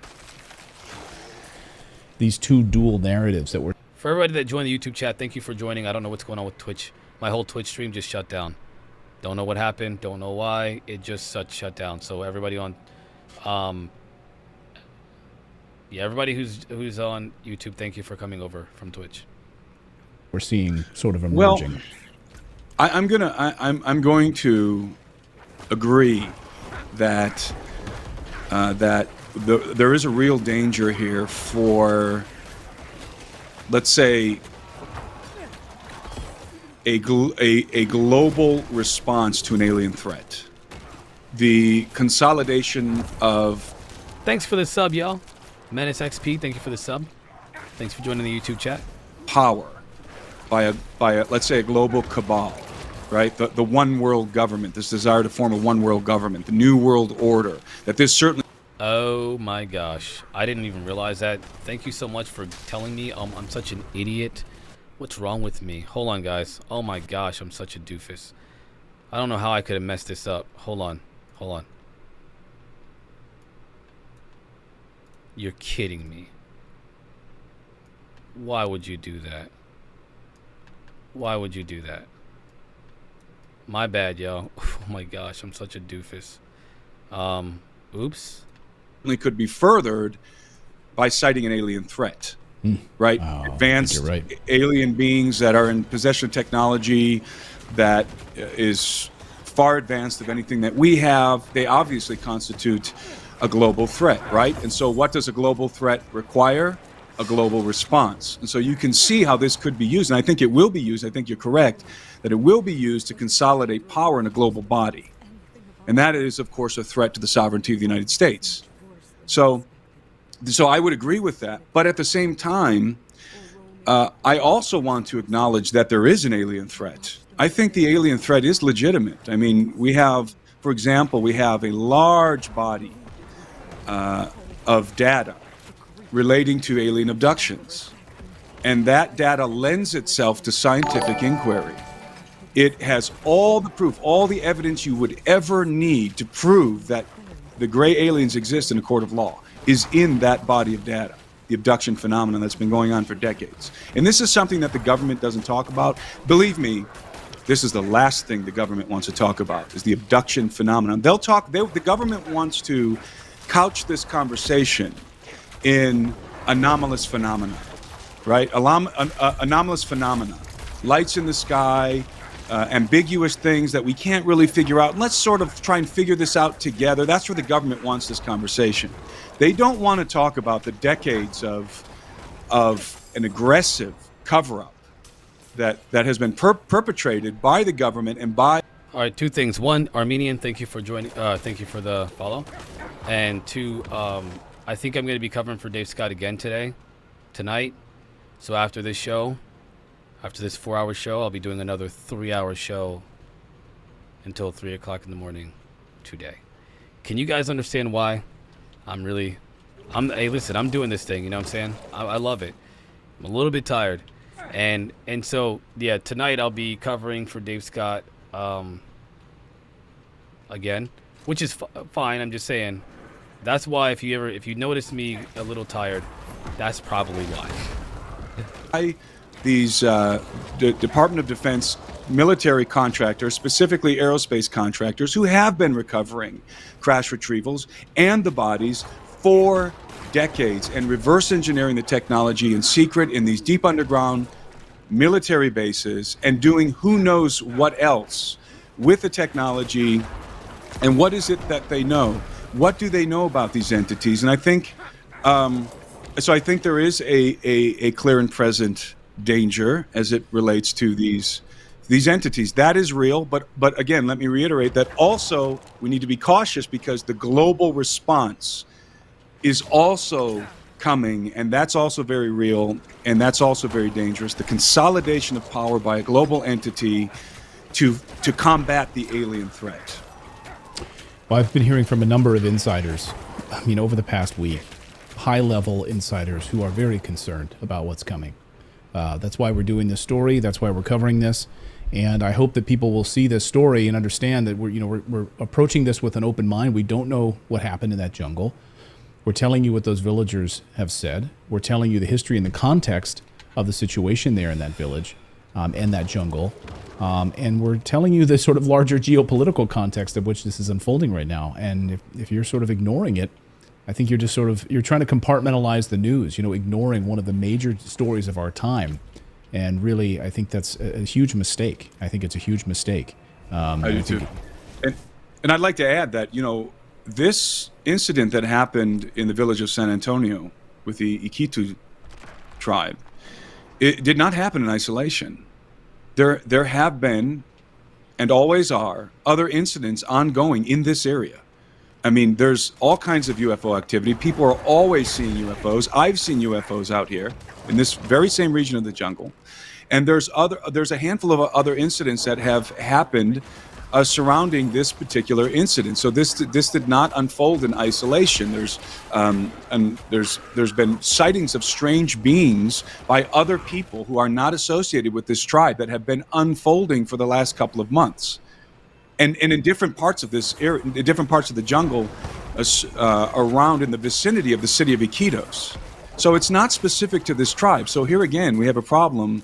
The miners' explanation kind of falls apart because it's not localized to this tribe in this village. There's other things that have been happening. And in other parts of the jungle in Peru, also in Pucallpa, a couple of teenagers claimed recently that they were injured by a UFO that hit them with some kind of a laser or something. And these kind of stories, as I said, are always happening. I don't know why there's so much high strangeness. I don't know. I think this is another great point, by the way. the fact that there are so many different claims about this phenomena, most of which don't get a lot of attention. Anyone who thinks that the threat narrative is misdirection, I got to be honest with you, I don't think you're looking at the data appropriately. I don't think you're looking at it honestly, or maybe you're not aware of it. I think that most people aren't aware of it. I think that less people are aware and are still denying the data. But there are other witness testimonies that say different things. Now, you cannot ascribe every single negative encounter to my labs. I mean, you can, but like, that would be disingenuous. That happens in the Amazon jungle, but it does. The darkness of it, the expanse of it, perhaps. Yeah. The seclusion, the remoteness. Yeah.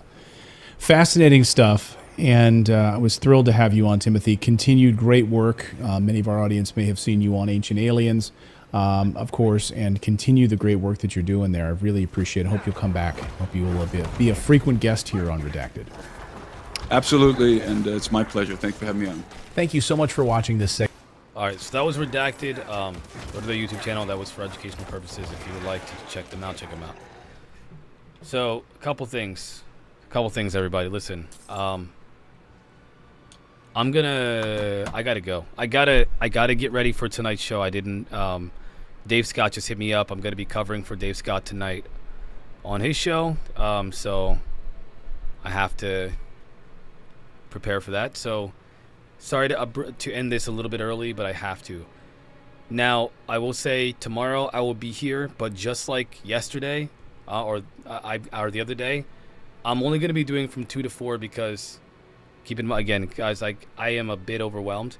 I got to be able to maintain this. So Dave Scott's show is on a Spaced Out Radio. The Spaced Out Radio YouTube channel. That's who I work. I do the weekend radio show for Spaced Out Radio, and tomorrow, or tonight, I mean, I'm going to be covering for Dave at Spaced Out Radio. So I'm going to be doing another show later tonight, midnight my time until 3 o'clock in the morning.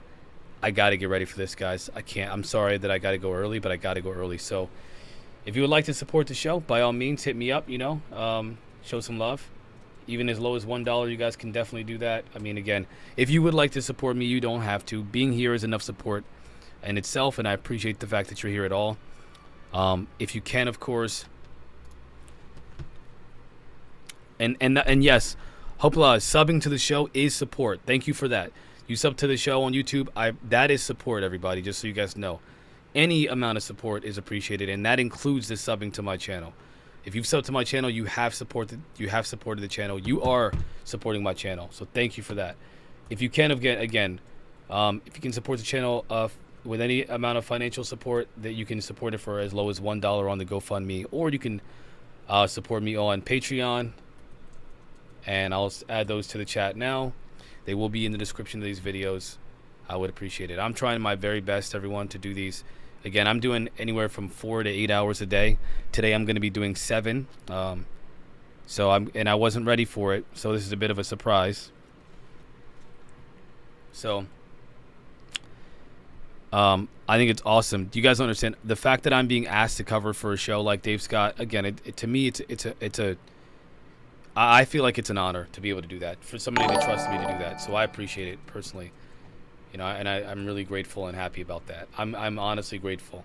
I don't think there's anything that's depressing. I mean, some people say, "Oh, you're gonna burn yourself out." I would be honored to be burned out because I'm doing something like this. I would be honored. It is an honor and a privilege to be able to do this as much as I do. And again, Hopla, thank you so much for that sub. It is an honor and a privilege to be able to do this. Okay. So do not feel bad for me. Root me on, support me, cheer me on. Keep following me, keep being here, have the conversation, challenge my ideas, challenge my thinking, and don't fall for the okie doke, ladies and gentlemen. And with that being said, my friends, I will catch y'all tomorrow. It would definitely be a shorter show. I need to get some sleep tonight. I'm gonna be I was up till 4 o'clock this morning and jumped on the show at 12 in the afternoon. I'm not getting a lot of sleep. I got to get some sleep so I can give you guys good content. Tomorrow I'll be here 2 p.m. Eastern time so that I can get some sleep here. So I appreciate you understanding and sticking with me, y'all. And with that, again, catch y'all tomorrow. Doctor is out.